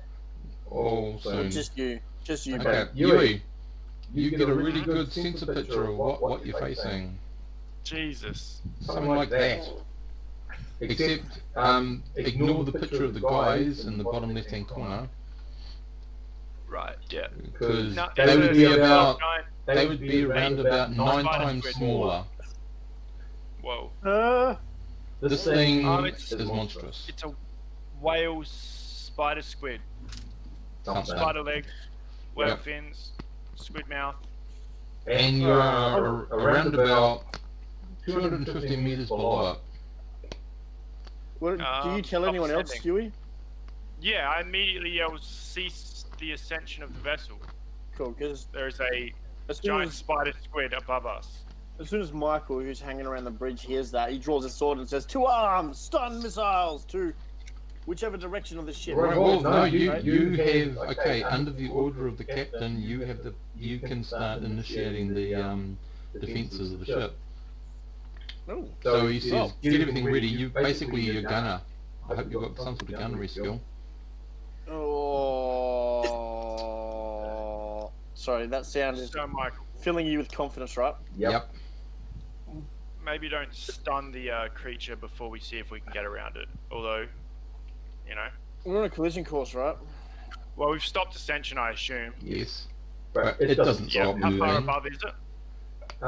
Well, your senses, as it undulates through the water, it changes in like 250 to 100 meters. So what is what is a turret? What is a turret weapon? Turret weapon is exactly what you're looking for. Oh, cool! I've got at least a 0 in that. So that means you can access the little laser on top of the ship. Must I do everything myself?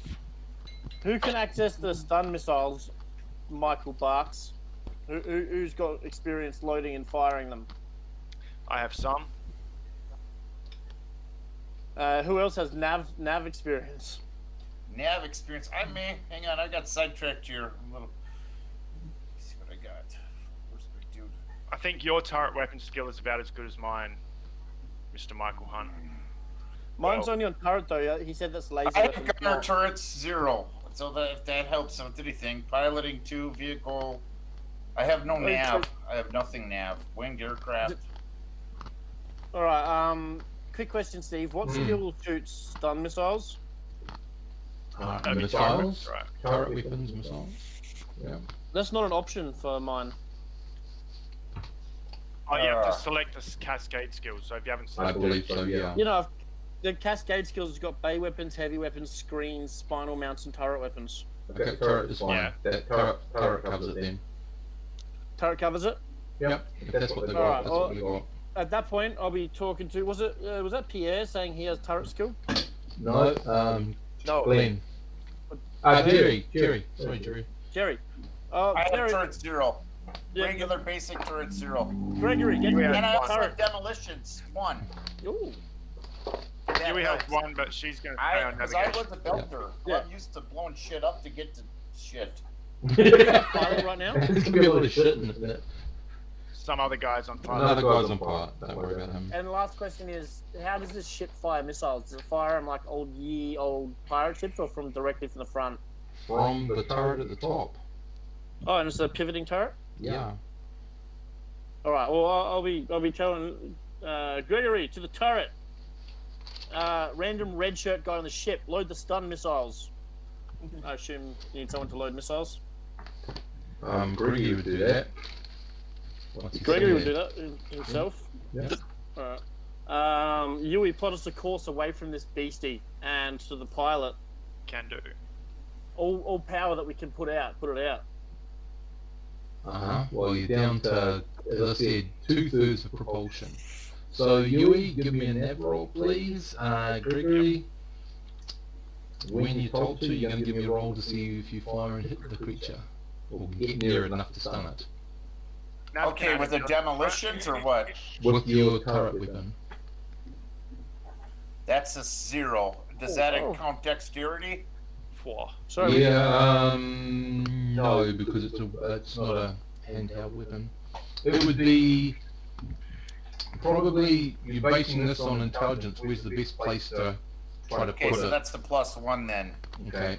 I got turret 0, so I get a straight roll with a +1. Okay. Also, Michael wants to point out that our navigator has just plotted the most optimal course for us that is humanly possible. I don't know if that helps with shoot the thing, but It'll help not getting hit.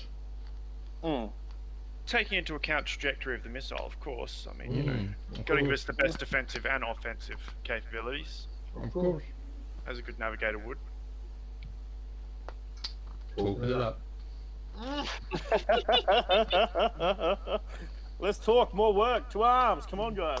Clap, clap. Drawing the sword. When you're ready, Jerry. When I'm ready. Okay, here we go. We're gonna take a fire at it. Boom.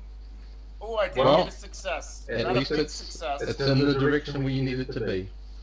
Okay. Which is good. Give me a why do that all the time. Give me a 1d6, please, for the number of missiles. 1d6 for the number of missiles. That's me? Yep. Okay, here we go. 3. Okay, boom, boom, boom. Yui, it doesn't seem to have changed anything. If anything, it's attracted the creature's attention as it's changing away from its food.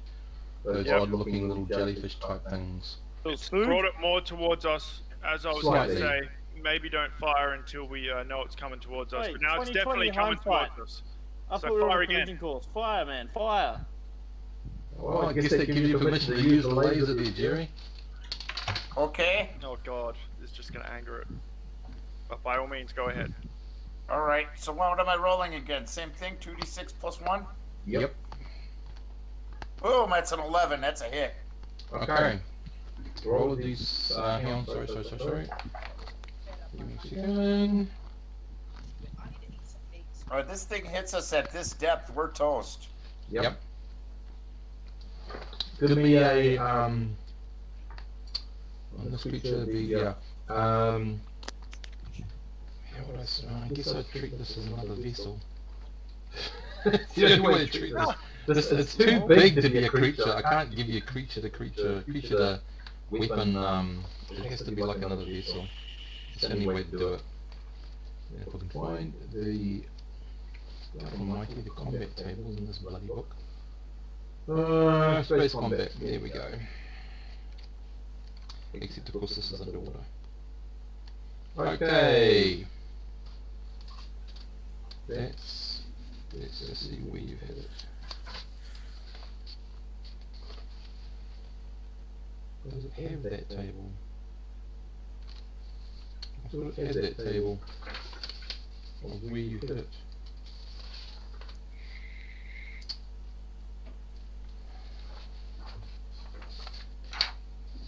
That's cool.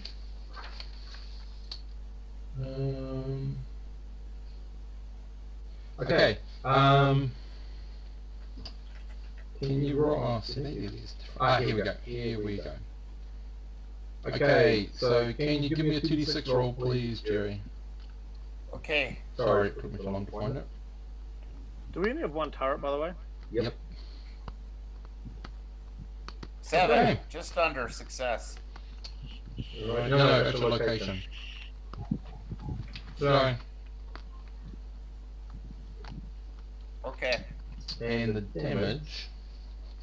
Please say we hit it in the reproductive organ. No. Or all of its many eyes. How many eyes does it have? So where's the damage on the laser told? This is really cool.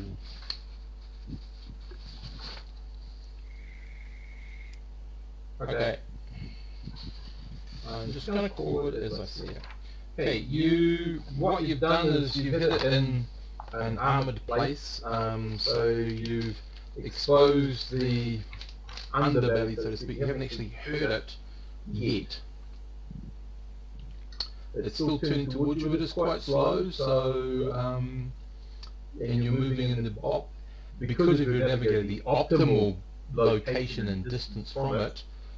So as it needs 2 turns to turn to see even try to see what it's attacking, you have another chance to shoot at it. Okay. Do you want me to take another turret shot? If he's been missing and stuff, can He's hitting right where he needs to. It's just it's so huge. Can I assume he's doing poorly and try to assist him in the turret? No. I'm going to shoot again before he even gets to it. Oh, and I missed this time. Yep, boom. Okay, now he's not doing very well. Now I'm not doing very well. Okay, the creature turns around and Oh god. it starts opening its maw as it's coming up behind the ship. I can stun missile right into the foul beastie's maw. Okay. Well, mark over the comms. That'd be you, Gregory. Start ascending at the same time. Not really, because you're heading away from it down. But you're slow because you've only got 2/3, and you don't have as much maneuverability because you've only got 2/3 of maneuverability as well as propulsion. Ostrom, okay. Try and jam some chicken wire in the engine or something. still far too deep. Far too deep. Okay, make your roll, Gregory. Oh, Gregory, all pressure on you, buddy. Yeah, so Gregory, you're firing off some... What am I rolling exactly? You're rolling... One again? Yep, with the missiles. Try to stun it. I got an 8. Here we go. 1d6, please. How many missiles? Come on, 1d6. Okay, we're going 1d6. Boom, only one. Oh my god. Okay. Boom. Only one hit. You don't take it out or anything, you slow it down. Shit. But it's still coming. I'm just going to say, this round it doesn't have a go at you, but next round it's going to. Is it more? We gotta fire again then, don't we? Is it more still open? Yeah, coming at you. And we have one last stun missile on board, right? No, you hit a fiddle, but he's got one shot. I'm firing. Okay. Here we go. Yep. Boom. Oh, no. Oh, that was 1d6. That roll doesn't count. Okay. Alright. Yeah, but how many missiles? Let's see how many missiles, boys. Hang on. Here we go. 1d6. How many missile hits? 6. There we go. Okay. I need you to give me 2 location rolls, please. 2d6 on each one of them. Okay.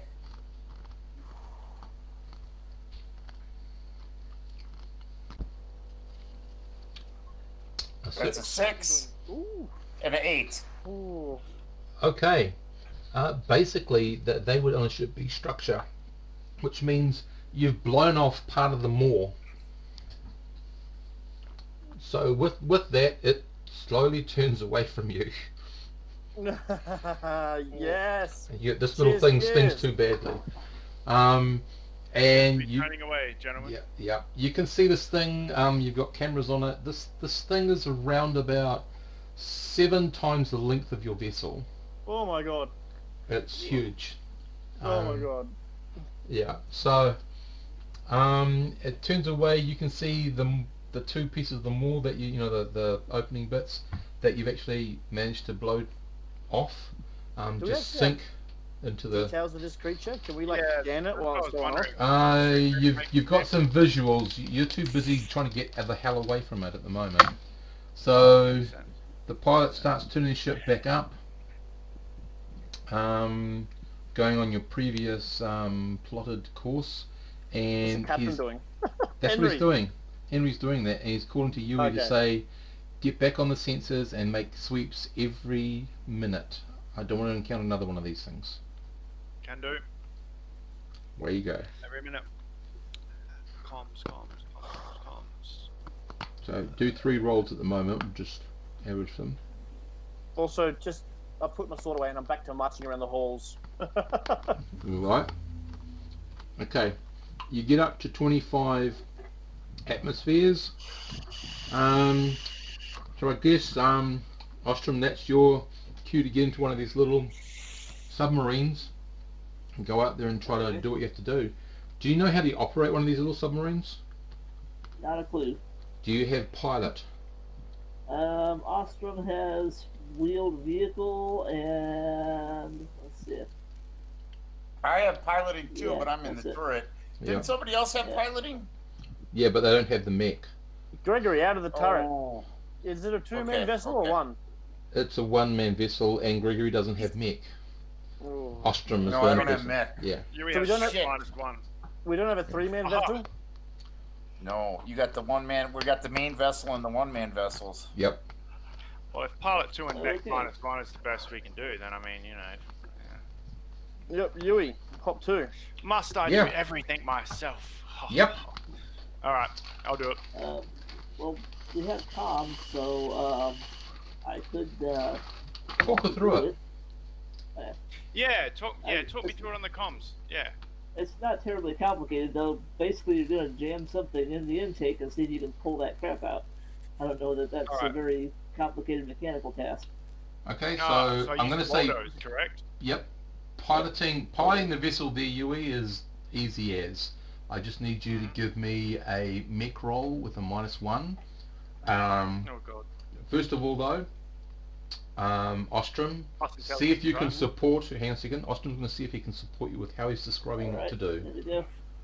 Let's see if my instructions make sense. Ooh. Oh, my instructions. Oh, they do. They give you a +2. So you got a +2 on anything else. Yes. We needed that. Yep. So I had a -1 plus a +2 for intelligence and plus a +2 for Ostrom. Mm-hmm. Oh, yeah. All right. Nice. So, ooh. Okay, Yui. You pull out something that's vaguely red. Yep. And fleshy. It's a little bit fleshy. Around about half a meter of something vaguely red and fleshy. Okay. Back. Sushi Thursday. Ostrom, you're getting a clear reading on the board. Are the engines... Has there been any change to the engines? Are the engines working better now? Well, he hasn't turned it on yet. See what happens. But you want to be away from that before he does, because you don't want to be sucked into the engine. Yeah. Alrighty. I'll part the submersible away. Yeah. And before I dock it, though, I mean, can I ask him to check the engines before I dock it? Would that be smart? He's doing that right now. So, mech roll, please, Ostrom. Alrighty. Ostrom's not sure, but the red light's off. Well, if the red light's off, that's enough for me. Okay. Rightio. Okay. And you spend the rest of the day resubmerging back down to roughly where you were. Are you doing any sensor sweeps, Yui? Yes, I most certainly am, almost constantly now, Mm-hmm. after the attack of the giant, you know. So is it comms? Well, you found it. Perhaps you should have the right to name it. Or at least give it a nickname. Looks like a bit of a chimera, to be honest, with its spider legs and its whale arms and its squid mouth. So it's dead now? No. Room. It just decided not to fuck with us after it lost a flap. Oh, it turned around and left. Oh, shit. Okay, that was an outside track, sorry. Yeah, you better run. Also, Gregory, can you make sure the turret is loaded and ready to go? Mm-hmm. I just love Ostrom's comment. Yeah, you better run. Absolutely, I'm on for it. Yep. Guys, give me about... I'll be back in about 2 minutes. Yep. That's my comms roll. Everything's all good. Yeah, everything's fine. Looks fine. Everything's great. Yeah. No more spider whale squids. It's totally clear. It's just nothing but water between us and where we're going. Yeah. Lots of almost successes today. Yeah. So the ship keeps on descending. As I said, it takes a couple of hours to get back down to roughly where you were. You're at the right level depth, but you're not in the same place. So you're going to have to start remapping. Okay, do another comm sweep. It's totally clear apart from some sort of organic matter a couple of 100 meters in that direction. Alrighty. I'm actually doing a comm sweep every half hour at the minimum, to be honest. Mm-hmm. Just to let you know. Okay, can you do your scanning the seabed, please? Yes, that's navigation, right? No, it's comm. Is it? The sensors, yeah. Oh no, that was the fading last time. It was navigation. Okay. Back. Yep, and Yui is back to her job. You guys didn't investigate that organic matter, but it had a strange, slightly triangular shape to it. You can pretty much guess what it might have been. Devilfish. No, it was much bigger than that. It was the reproductive organs. It was bits of them all. Triangular shaped. Bits of them all. Yeah. I was going to say, is it the piece of the more floating down to deep areas? Yeah. Okay, you're back on task with what's happening. Your ship seems to be working. There's no more red lights when you don't want red lights. The rest of the days go by pretty okay, and you map what you're here to map, and you set off to the sort of little hab unit that you're heading off to for a couple of days. Alrighty. Yui, I'm assuming that you are doing like regular. You're sort of on a bit more of a high alert. Way higher in alert. Yeah. Doing Okay. constant comm sweeps, etc. Rightio. And at this depth, you're not picking up a hell of a lot of things. You're more picking up sort of formations on the seabed, like rises, like small mountains, dormant or semi-active underwater volcanoes. You're picking up that. There's virtually no life at this depth. Oh, mate. If there's life in this depth, we don't want to meet it, I feel. Well, we want king crab for Sushi Thursday, but... No. Besides that. No. Alright. So you guys proceed, you're climbing up. The HAB unit is not that low, so you're climbing up to around about 35 atmospheres where the HAB unit is. And you can see that they have a 3-man submarine docked to the HAB unit, and that's what they use for transport and stuff, which can survive at this sort of depth. You receive a Is signal. the HAB unit defended? Does it have turrets and stuff? Does the HAB unit No. have turrets? No. No. Well, nothing's supposed to really attack it. It's basically the HAB unit is on the side of one of these sort of volcano / mountain underwater sea things. Okay. And you've climbed up, as I said, to around about 40 atmospheres. So you're still pretty deep, but you know, nowhere near where you were before. So you can go across they can come across to you in their 3-man, which they talk about, which you're talking about, you know, how to get them to go across. But the problem is you don't seem to be able to raise them.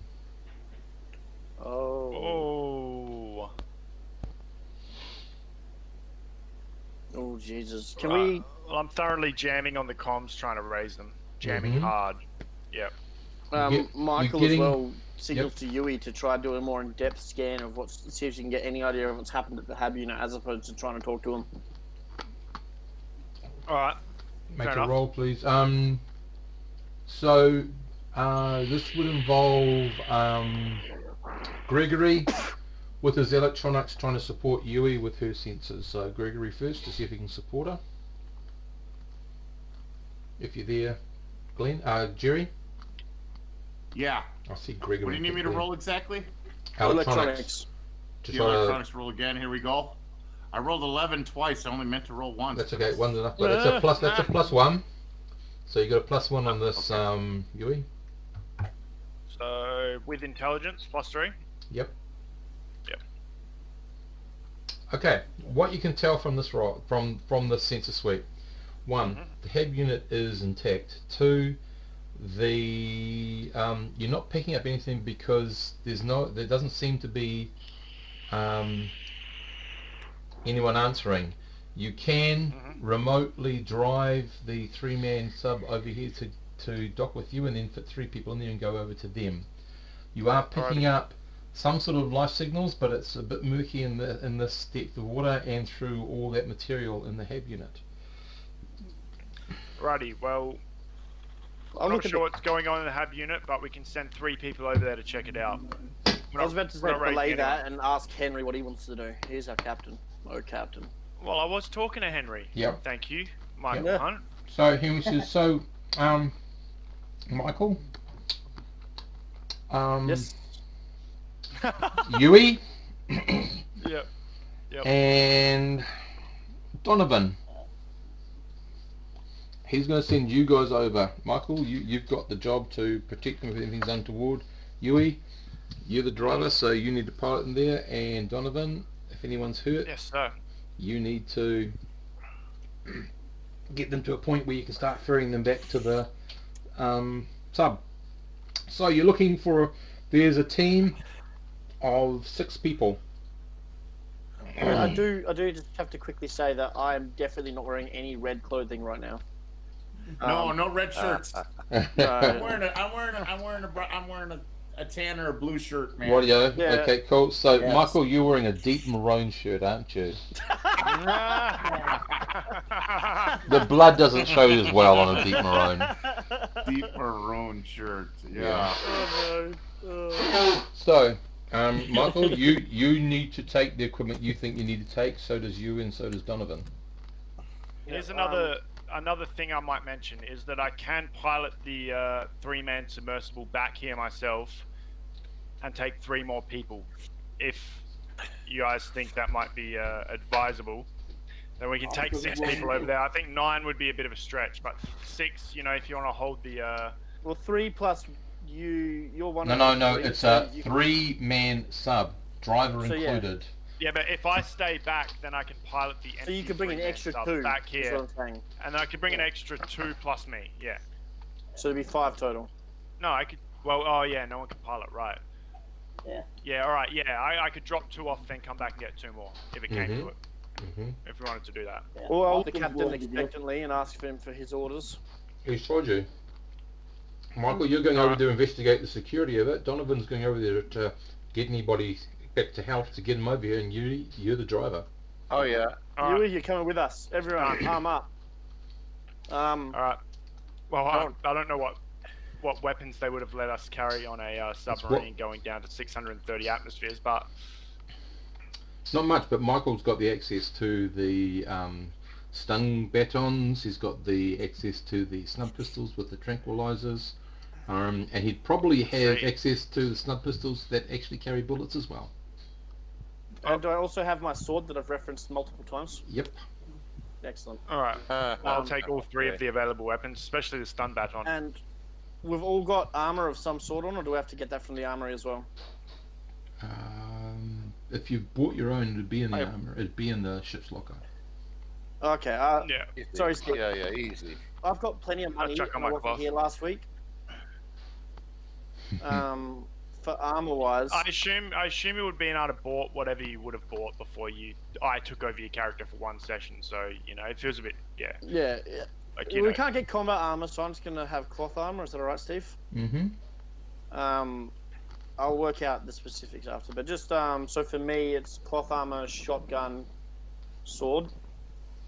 What weapons are you guys taking? And ammunition, of course. I will take. Yeah, I'll take the stun baton and the tranquilizer gun. I don't think I really need the snub pistol. Although it's a snub pistol with trank. Snub pistol with trank rounds is what you've got. All right. What about Donovan? What's Donovan taking? Stun baton. I think I could take all 3. I had some marine training baton, snub pistol with the trank darts, and what was the 3rd one? The snub pistol with bullets. With bullets. Yeah. And I'll take one of them as well, because just in case Yui needs it. Yeah. Also, do we have any access to stun grenades? You're in a hub that is... So you're in a hub unit that's 40 atmospheres below the surface of the planet. So you really want to start tucking around with explosives. Once again, I'm from the Space Navy. This under the water shit is a bit foreign. Yeah, and I laugh at red shirts because I have my typical white shirt from the Red Dot platoon, and that's a red dot with red concentric circles around it. Ooh. It was nice knowing you, Donovan. Yui puts on a red shirt. She's ready to go. Let's do this. Jesus. No one else is going to wear the red shirt. Come on, what are you talking about? I'm deep maroon, buddy. Oh, you're deep maroon. All right. Well, in that case, as befitting one of my stations. Okay, Yui. Let's roll. Remote pilot wear the white and red and white and red and white and red. Just to clarify, Yui does not want to die. But all right, let's do this. Remote pilot the 3-man sub back over to your ship first. That would be intelligence. Yep. Okay. In a few minutes, it's docked. You're ready to go. You get climb into it. It should have been +4, but anyway. No, it was +4. The 5 plus the 3 is enough. Oh, okay. Sorry, I rolled just before. Sorry, I'm spacing out. Now. All right. All right. So you lie down. Top roll. And you'll sit down or whatever you do. The other 2 are behind you, and you're ready to rock. All right. Piloting. So, and you can see the little docking ring right underneath the where the cockpit is. Yep. Docked, I assume. To the 13. Yep. I'm bringing her in, gentlemen. Yep. You hear a satisfying we don't know what we're going to face in there. click and the locking, and everything's ready. You're standing on your side of the airlock. Not sure what's on the other side. Arms up, boys. So I raise my shotgun facing towards the door. Yep. Yeah, there's no. I mean, we would have been able to tell that the hub was pressurized properly, right? Yep. All right. The hub's pressurized. So you're reading an atmosphere. You're reading pressure. You're reading everything that is nominal for human life. Can we do an extra comm sweep just to for life signs, etc.? Mm-hmm. Sorry, I wanted to ask. Under the sea, would a stray shotgun blast compromise the hub? It's possible. The walls probably not, but any of the plexiglass stuff possibly. All right, so just from now forwards, before I shoot, I'm going to be taking note of if there's plexiglass behind it, because I am not suicidal. Right. What kind of buckshot you got loaded, by the way? Does that matter in this game? It so would matter in real life. I think it just comes with just bullety stuff. You know, it's bullety, damagey stuff, and that's about it. No. Little bits of metal, Matt. Let's say 6 ball bearings to a shell. Proper buckshot. Okay. Rightio. Yes, you can pick up life signs, but you're not picking up anything of any great clarity. All right. There's faint traces of life signs. Mm-hmm. No idea what they exactly are, but there are some life signs in there. You're getting strong traces of life signs. Strong traces of life signs? But that's about the only thing you've got. Alright, that's all I can tell. Except we're going to be safe in there pressure-wise, etc. Yep. I also, by the way, I hand Dewey an extra snub pistol, the one with real bullets, in case she needs it. Alright. She tucks that, Mm-hmm. I also speak to the two lovely lads and ladies with me, and basically say that I'll take point. I want Yui in the middle and our doctor at the back. Mm-hmm. All right. Right. So, you go through. So, okay, you go through. So, radio. It slides apart. Just so you know, the HAB unit itself is around about a 50-foot sphere that has 3 different levels on it that so you're docked in the mid-level where the airlock is. So you basically enter their airlock, leave yours, go into theirs.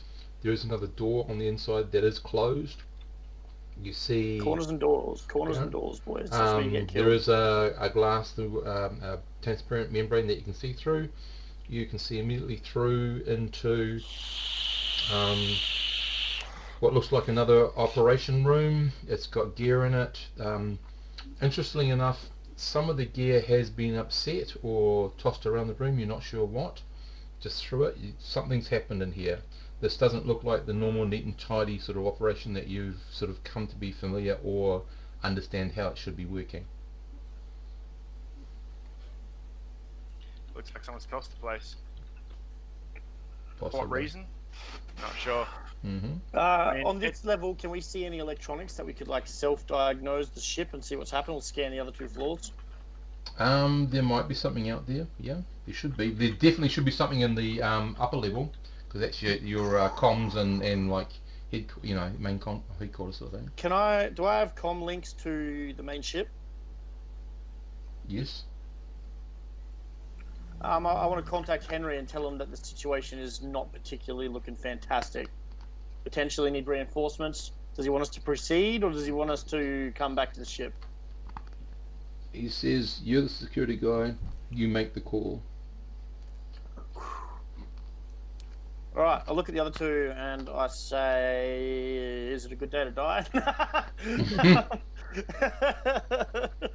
Oh, we can't go back with no information. I mean, yeah, well, it seems innocuous for now, but we should tread carefully and at least get some data. They're just going to have to send another team out after us. Yeah. So. How many closed doors are there on the level we're on, Steve? This section, this level here, is basically a donut, if you like, in shape of habitable or usable spaces. There's a central core that stops at this level. In the bottom level, so there'd be one, two, so yeah, doors to get through each of the oh my god, the brain's gone. Bulkhead. The hatches. And then you've got hatches to go between levels, up and down. So it's a literal ladder and a hatch to go up and down. Yeah. But right, on this level, to move through this level, you've got bulkheads, you've got 5 different compartments, and you've got doors leading into and out of as they keep on interconnecting. Alright, I want to take my 2 compatriots with me, and I want to clear this level. Being particularly careful around doors. If we open a door, I kind of want to kick it open, be aiming at it with a shotgun, maybe getting someone to shine a light in there. These aren't wooden doors, they're all metal and they slide. Oh, pressing the open button, sorry. So I'm going to clear it room by room? Yeah, clear it room by room. Do you want to head in a left? You want to go clockwise or anti-clockwise, basically? I'll take the right door and... Yeah, no, sorry. I'm not saying anything because he's the security officer. Yep. I want to go clockwise, and I want Yui to be pulling out her slug pistol. Okay. Very carefully informing her not to shoot at the blast. So you enter this first area. This first area is like the ancillary area to the airlock. It's where you'd store some of the cargo, some of the supplies. It would be where some of your other gear is and your maintenance gear is. And the one thing you notice here, things have been... Michael, it suggests that some sort of fight has gone on here. Not a gunfight or anything, but like a physical fight. Just the way things are knocked over and moved about in a random haphazard fashion. Either that or someone's had a huge tantrum and they just tossed the whole room upside down, sort of thing, almost. There's both doors. The one on the opposite side you can see is actually locked. The one that you're heading to is not locked. So there's a locked door. It's locked. It looks like it's locked from the inside. You're not sure which side has locked it. You just know it's indicated as being locked. You can open the lock. That's easy to override, but it's just so you know. Yeah, I actually want to bring the other 2 little guys with me and walk up to that locked door. Yeah. Yep. And I want to tap on the metal door with my shotgun in like a knock fashion. You that weight. You listen. Knock. Yeah. You don't get anything back. Michael's sweating bullets. Mm-hmm. We'll continue to clear while this remains locked. We'll continue to clear the rest of the level. Okay, so you go into the next room. Okay, so from the left, basically, you're heading.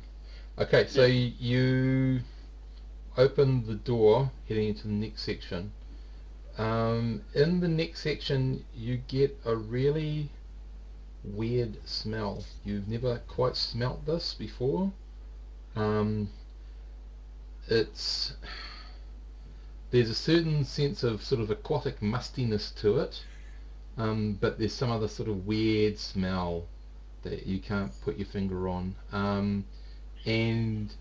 Donovan, you can straight away see some sort of organic material, small chunks around the room. You're not sure what it is, but on looking at it, it looks like it's probably been sliced or cut. Is the best way to describe it.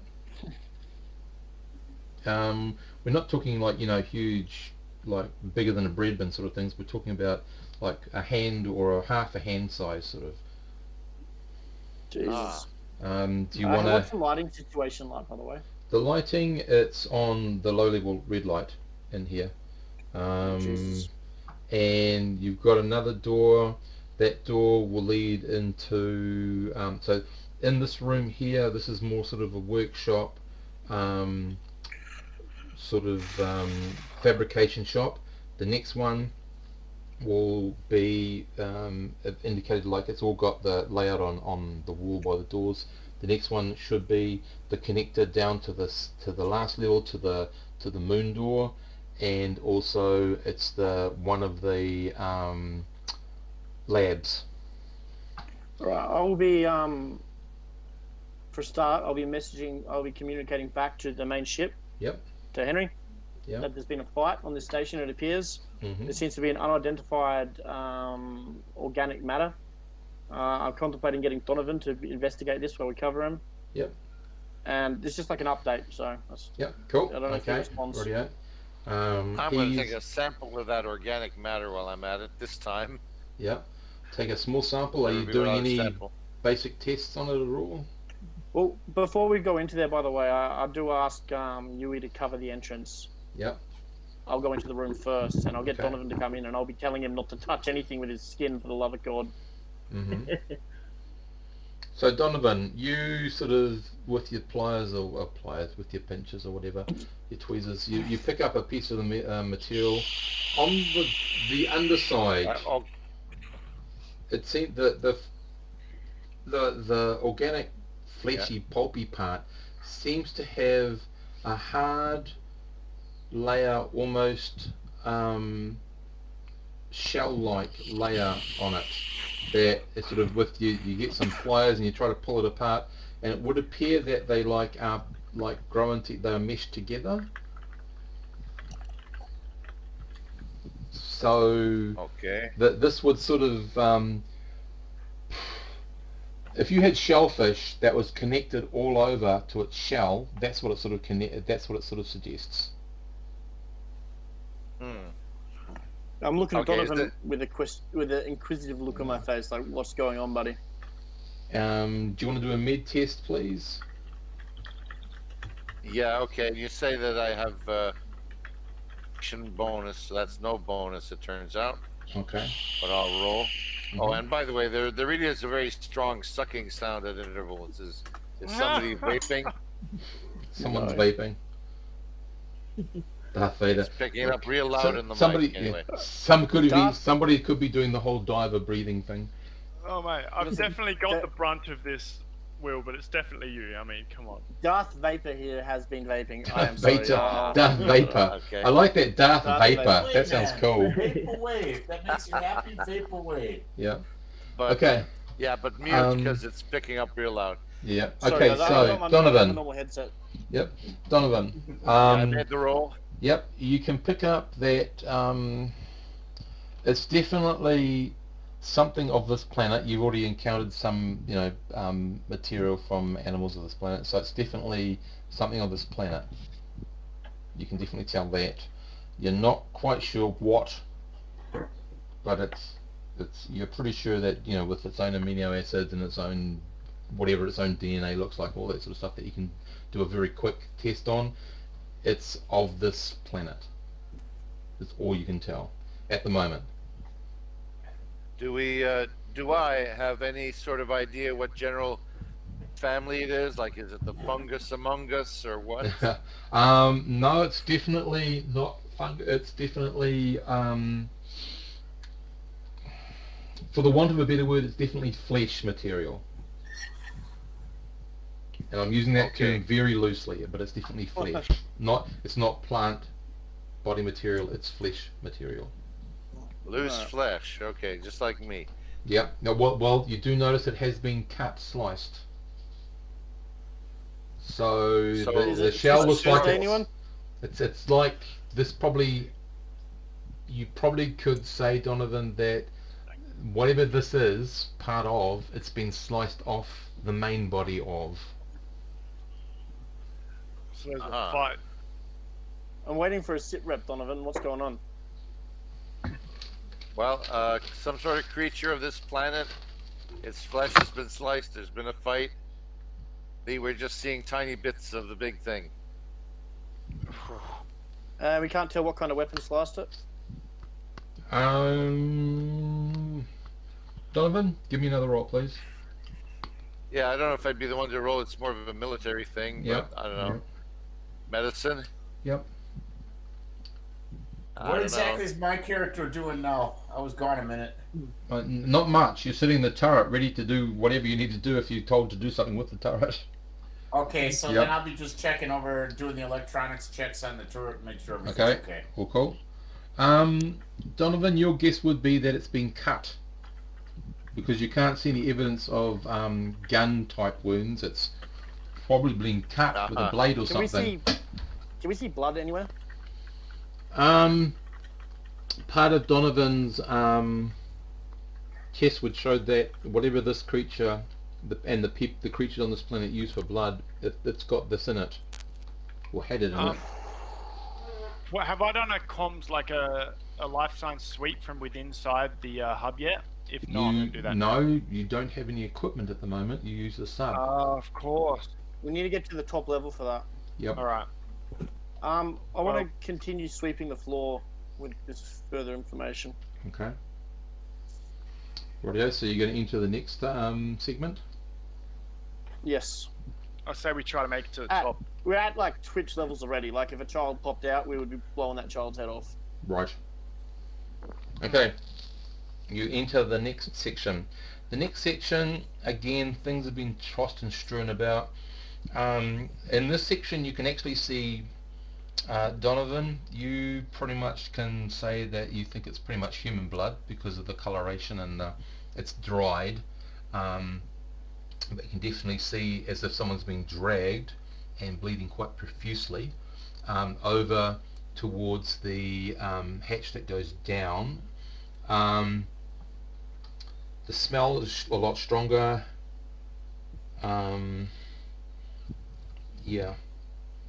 How far and the hatch is open. The hatch that goes up. Oh, the hatch is open. The hatch that goes down is open. Well, shotgun leading the way. I'll be keeping the hatch covered while signaling for Donovan to shut the hatch. Okay. Okay, Donovan, as you approach the hatch, you aren't quite there yet, but you hear some sort of odd sort of clicking noise is the best way I could describe it. Clicking noise. Is the best way to describe it. Okay, this thing probably has yay big pincers or something and was not able to close the hatch. Oh, here we go. Oh, God.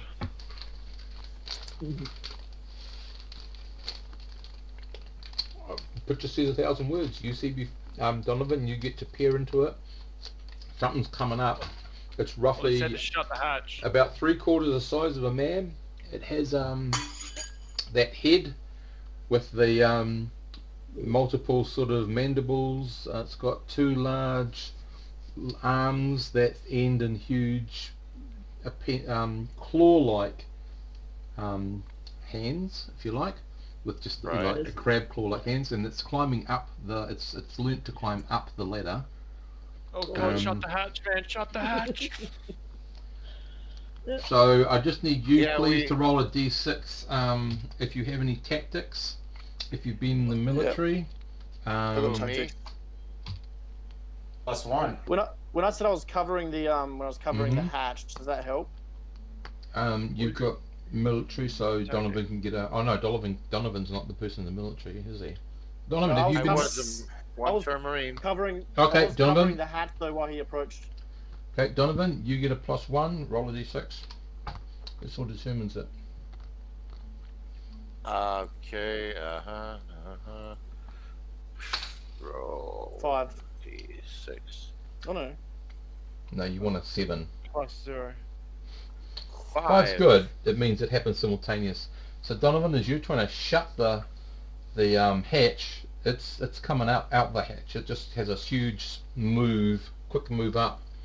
Donovan, you can't get the hatch shut. You can sort of, it's flailing around with its claw. One of them's still on the ladder. The other one's sort of flailing around trying to get hold of you. So we're going to go into a bit of combat unless somebody can do something real quick. So Donovan, immediately in with the stun baton straight away. Before that as well, Mm-hmm. I was sitting there crouched and ready with the shotgun pointing towards the hatch. If I can get a clean shot, I want to take a clean shot. There's no such thing as a clean shot with a shotgun and your friends on the other side trying to close the hatch. I can't stun baton's coming in at it. Or if I can't get a clean shot, I want to draw the sword and stab at its face. Okay. Because you know, as soon as you shoot at it with the shotgun, you have a chance of hitting anyone right next to it, which is in this case Donovan. Yeah, no, I'll basically like I'll like let the shotgun go in my left hand down, and I'll draw my saber with my right hand and try to stab at it. Okay, so as it's going to have a go at trying to get hold of Donovan. I'm just going to reiterate that the stun baton was on its way. Yep. It still is. Yeah. It still is on its way. Donovan, are you doing anything apart from trying to shut this thing? You have your own. If I leave the hatch open, the others will have a better chance of shooting at this thing. So as well as have a chance of getting in. Yeah. But we're not shooting. I don't know if has he seen us drawing our melee weapons? Stun baton. I want to keep it well, down there. in stuff it down into the hatch kind of thing. Yeah, in combat, it all happens at the same time. There's no real initiative. It's either you've got surprise, which means you get to go first, or you don't. You all go together. So, Donovan, Crap. How are you reacting? Are you trying to? Probably gonna, Yeah. So no, I'm going to step away from the hatch because there's going to be too much melee or incoming gunfire from my colleagues. Rightio. So you step away. Rightio. Yeah. As you step away, obviously it's going to come up a bit more, but the other two are moving in. So I just need to know what was happening there. Okay, guys. So down comes the sword. The pinchers will go for whichever is closest. I'd say the sword probably is going to be the quickest. So it's got the longest reach, so it'll go first. Swing that sword. It won't go first. It's all the same time. But away you go. Is it 2d6 plus my sword skill? Yeah. Oh yeah, choppy chop time. Choppy chop time. He has insane sword skill. I know. That's why this is cool. It's about time he gets to use it. I mean, Sure. +8. Choppy chop. Yep. Okay. Now the damage of a sword. Broadsword, pretty good. Like 4D, I think. Well, I'm thinking Traveler. What sword is it? Is it a broadsword or a cutlass? What's the most epic looking sword for a captain to pull out and point at things? It'll be that. That would be Cutlass, probably. But saber, Broadsword's more like Conan. Cutlass is more like Captain Hook. Yeah, cutlass. Okay. Cutlass? It would be a cutlass. Right. So that's 3d6 damage. What's your character's strength? -1. -1. Can't be Okay. negative. 3d6. Oh, -1. 3d6. I am old, guys. So in my heyday, this was fine. 46, mate. Well, your skill still supersedes that strength deduction. Okay. So right. Well, you still good, do dude. You're still way definitely good. hack into it, and that first lot of damage goes to its endurance. But you just gave up a D worth of damage. If you would have went broadsword, it would be 4D instead of Cutlass. Wouldn't make the same sense though. Yeah, I basically want to be pulling it out to give orders more than hacking with it. So it will have a go, even though this is all happening at the same time. It's going to have a go at Michael, and you can Yui, you can do your baton stick. Where you go? Yep. Sorry, I just got to check. Num 0. Alright. It's plus. Is it plus from strength in combat? More to damage. The baton stick is a little bit different because it sort of doesn't really care what sort of armor you've got. So no bonuses from characteristics though, right? I would probably say. You would say Interesting. intel. No. It would in combat. It's got to be either a strength or a dex thing. I'm going to say probably a strength thing, if anything. All right, strength 0. I do have a dex mod, but yeah, that'll be +0 from strength. All right. That cute little critter. Yeah. Straight 2d6. No. Okay, so in her Ends up zapping in Donovan. her panic, she manages to not hit anything. It has a go at Michael, and it hits you, Michael. So this all go. Yeah. Oh, hang on. What armor are you wearing? Sadly, I believe cloth armor. No, that's okay. That'll help, though. That actually takes it down to where it can't hit you. So it manages to hold on, but it grates across the armor, and before it can actually do any damage, and then that's it. It touches you, but it doesn't hurt you. Yeah. It hits you, but it doesn't do any damage. Yeah. So, okay, that's that round. Remember, it's still sort of positioned on the ladder. It's got one claw on the ladder to hold on to. It's only attacking with a ladder, with a claw, although it's look like those mandibles are going to be having a go at Yui next. So, next round. Donovan, you got the best shot of what's happening in the room because you're seeing, you're not engaged with anything else. What are you doing? It's all happening at the same time, guys. Yeah. Okay, I'm gonna open up with my snub pistol and my rate of fire. What is that? That's just one. You're hitting with a trank or a bullet. Trank dart. Yeah. I thought he came with a stub. A snub pistol. That's what he's using. Yeah, snub pistol has trank darts in it. So Yui's the only one with a stub with bullets in it? Yep. Kind of risky at this pressure. Yeah. Yeah. Yeah, I didn't want to tell him about that. Need But to take it out, that's for sure. yeah, it's not a. It's a ultimate. I have to, or else I am definitely dead sort of thing. Yeah. At some point, the pressure is so bad that you'll start seeing new forms of room temperature ice. You see something. Things like Ice 4 and Ice 5 and Ice C. I see all sorts of weird shit. Yeah, and I see we're going to need a lot of ice to preserve this thing until Sushi Thursday. Yeah. Well, oh mate, this thing is so being eaten. Okay, no, I'm going to show. Okay. Shoot with the snub pistol, whatever Okay, that is, yep, but I don't snub have the pistol. snub stats anymore. Pistol, okay, you are shooting at average range, which is 8, I believe. 8 plus any bonuses. You got a Minus, I think. I don't have gun skill there. Well, let me just see. -3 plus any dexterity bonus.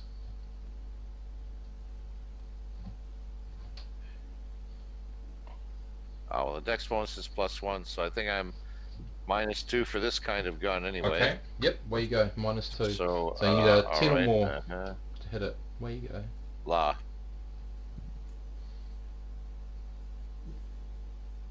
When you're ready. No. Nope. Okay. Okay, this all happens at once. So, there is a slight chance you could have hit one of your friends.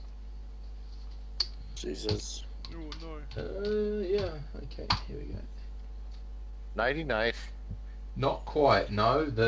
All right. It'll just go whizzing by someone's left ear or something. Very closely though. Okay. Does he have a stun baton as well? Because I'll be yelling at him to pull the stun baton rather than shooting his allies. That's fine. Okay, Yui, what are you doing with your stun baton? Well, after having a tranquilizer dart whisk past her ear, she's continuing with the stun baton. Okay. One sec. Whatever I rolled last time. Yep.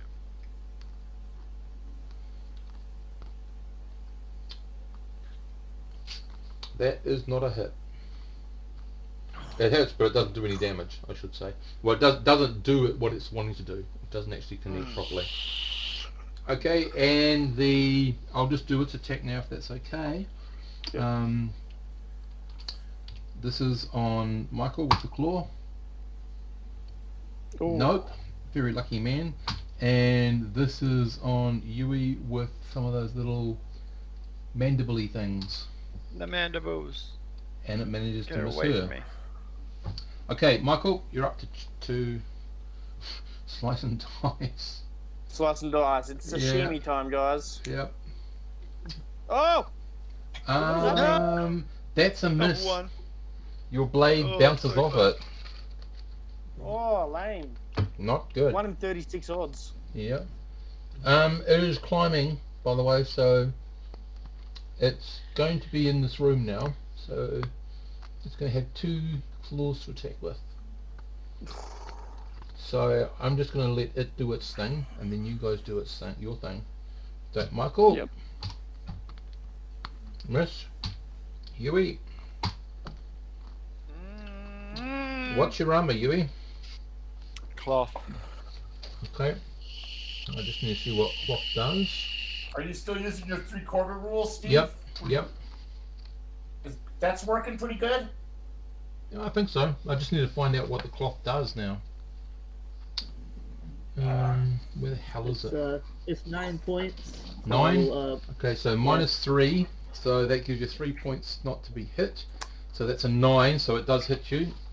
and it gives you 6 points of protection. 6 points of protection. So this all goes on your endurance minus 6. Okay. All right. Well, I'm on 1 endurance. So take 6 off that. You're on 1 endurance. Yeah, I'm left with 1 endurance. I have a 7 endurance, so. Oh, so you've been hit already? No, he was on 7. He's been hit for 6 now, leaving him on 1. Okay, so you get to choose where these go. Right, so you've got a 4, a 5, and a 2. So 6 points is ignored. So the 5, you can take the 5 off and take either a 1 off the 2 or 1 off the 4, and then those dice you put on the stats you want to put them on. So you can put a 1 on something and a 4 on something, or a 3 on something and a 2 on something. Okay. I guess I'll put a 1 on something and a 2 on something. It'll be a 3 on something and a 2 on something, or a 1 on something and a 4 on something. Okay, I'll put a 3 on something and a 2 on something, I guess. Right. Put the 3 on strength and the 2 on Dex. Dex, yeah. Cool, and you're still conscious. So once you've taken the first hit to your endurance, you choose by dice amount where they go. Okay, well, I didn't take a hit to endurance. My endurance is just 7. So why have you got a -1? Why are you only left on 1? No, I would have been left on 1 if I'd taken the 6 hits on endurance. So I've got a 7 I see what you mean. Okay, sorry, I see what you mean. Yeah. So you have taken 6. The first hit always goes on endurance. So you've taken 6 points to your endurance. That's all. All right, so I'm left on 1 endurance. 1 endurance, and all the others are normal. Sorry. Okay, we got it. Yeah. Eventually. Cool. Okay, it's attacks this round. Now it's all up to you guys what you're doing. Well, I'm going to be signaling. How can I, in the midst of combat, how vigorous is this creature seeming? How vigorous? By the way, his tactics. Like after does his tactics come into it? Tactics come into deciding surprise, which happens at the beginning of combat. Okay. And because it wasn't me that got surprised, I don't think it mattered. Yeah, it was Donovan. Well, right. For this round as well, I'm going to hack at it with my sword. Okay, make your roll.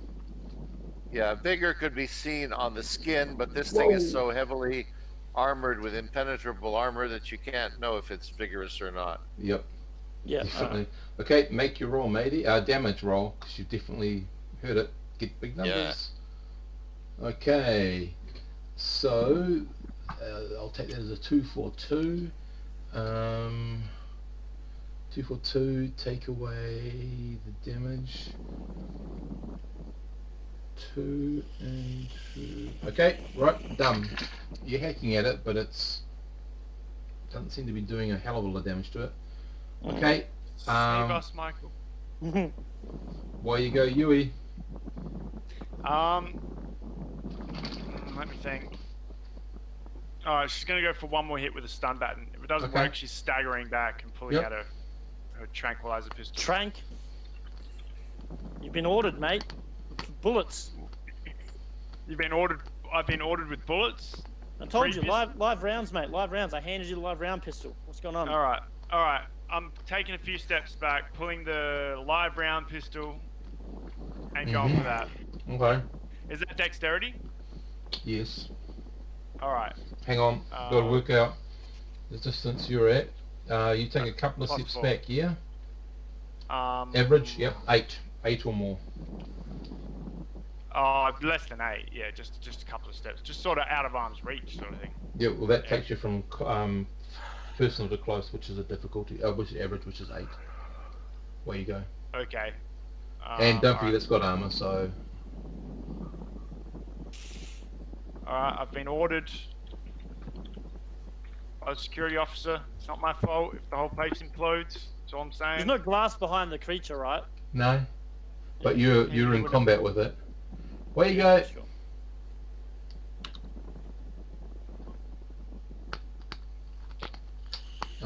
You don't hit it. Oh.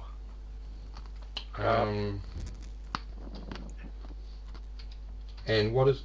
Excuse me. What is Michael doing? Oh, wait. Not Michael, sorry. What is Donovan doing? I still have the snub with the tranq darts in hand. Yep. I'm going to shoot again. It seems to be still at the -2 for me. Oh, Jesus. I didn't train on this kind of gun. Nope. Snub. Definitely a miss. Man, you are so lucky. These bullets and these darts are just narrowly missing, Michael. Oh my God! Stop shooting me. Hey, Okay. you told me to shoot you, buddy. No, I told you that. I thought you were gonna bat him one more time. Honestly. Okay. Oh well, then you told me that you yelled live rounds ages ago. Anyway. Yeah, if you're gonna use a gun. 4th round. This is what happens. It's advancing on Michael, going to attack him twice. Donovan, because you were listening before, you can hear some more of the chattering noise coming up from below again. Something else is climbing up the ladder. Oh my God! Shut the hatch. It's moved out of the hatch, don't forget, yeah? It's on the same deck as you. The other one has. The first one has. Yep. Yeah. Yep. Okay, Michael, you want to do your attack first?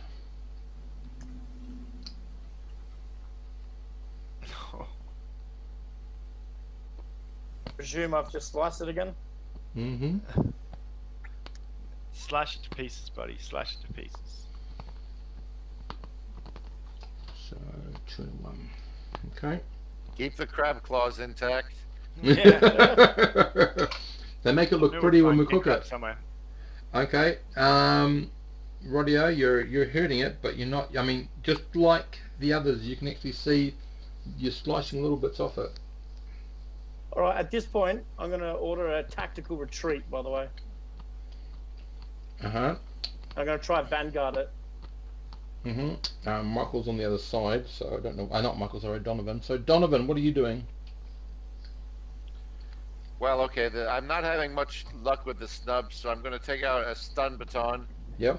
If this thing's right in my face, and it's not in the face. You're actually, it's not even facing you. One coming up out the hatch though. Shut the hatch, man! Shut the hatch! I got to do better with this stick. We've all played baseball. I got to be doing better with this stick than with this snub pistol. Okay. I will be screaming out to shut the hatch. Strike. Okay. Is that what people are doing? Somebody is shutting the hatch? No, You're the one next to the hatch, bro.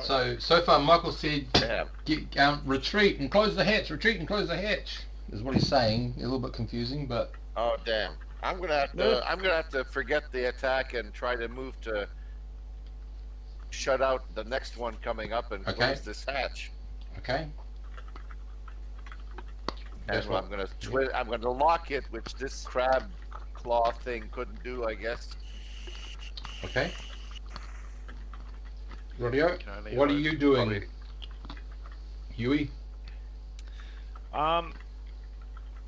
Cover me for one thing. Yeah, Huey's coming up behind it, in between it and the hatch, and he's going to go for the stun baton again because she wasn't too happy with how the live round was bouncing around the place.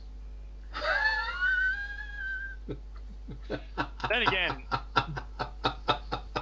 sorry, just laughing at Manta. Sorry. Yep. Go. Sorry.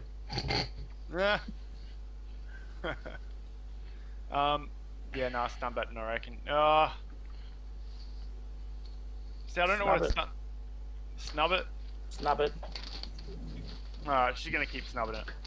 Okay, so you're right on its tail, so to speak. I'm sorry, that was 2d6 plus, it was Dex, right? Mm-hmm. Or Intel, Dex. Alright, yeah, I think I rolled +1 last time accidentally. I thought you had snub skill, bro. I do. 2. +1 for Dex. Okay, so +3, make your roll. Because you now need a 10. Pretty much what you're doing now, if you're stepping behind it, between it and behind it and the open hatch, you're pretty much able to like bring the snub pistol up and try to shoot it almost like a couple of inches away from its head. Although it's harder to hit for some reason, that's just what it is. Alrighty. I'm very much hoping that the hatch does come shut. Yep. While I'm standing right next to it. But okay. Yeah, alright. Make your roll. Cool. Well, that's got to be a hit. It is a hit. And also, Donovan, can I just get your roll, please?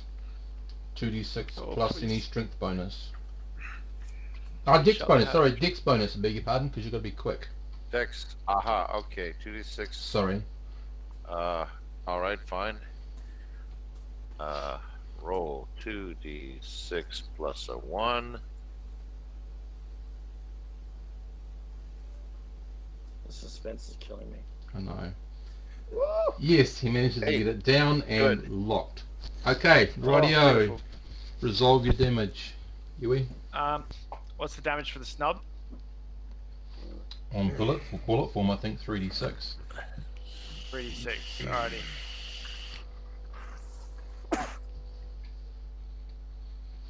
Minus that much. Crap. Crap. I can't put it anywhere without it. Okay, I put it there. And I put that one there.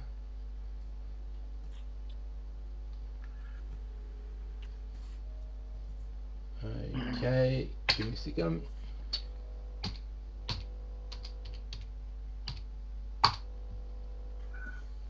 Crap!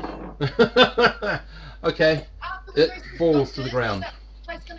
Woot! You put a huge hole through its head. My doctor appointment's in half an hour, isn't it? Yes, but they half an hour both. Alright, it's down. Yep. Good command. Radio. Usage of the snub. Yeah, and by the way, Michael, most of the thing's brains is blown all over you. That's alright. It's Sushi Thursday come earlier, I say, chuckling to myself. Radio. But no, seriously, at this point, how can I try to saw off a claw? If you really need to, yes. Just or like, is there something that looks easier to saw off for like more in detailed analysis back on our ship? Probably Donovan could get out a little laser scalpel and take it off with a bit more finesse. All right, I'll put the sword away. I'll order Donovan to quickly get some things, and we will start covering our exit towards back to our 3-man submersible. Right, yeah. You get back into the submersible. Yui, I'm not going to ask you to do anything major. You get back on toward the other ship. Yep. So Henry will just ask you, like, so there's no survivors?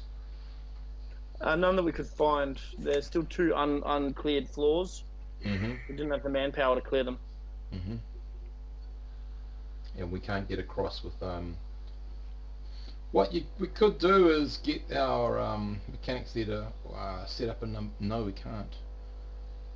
Saying an umbilical, but you can't. No, you can't do an umbilical at this pressure. It'll just all collapse. Right. We could hypothetically take a much bigger boarding party 2 at a time into the airlock without opening the hatch, and go clear the ship room by room and floor by floor. Okay. The creatures are tough, but they do die, I say. Radio.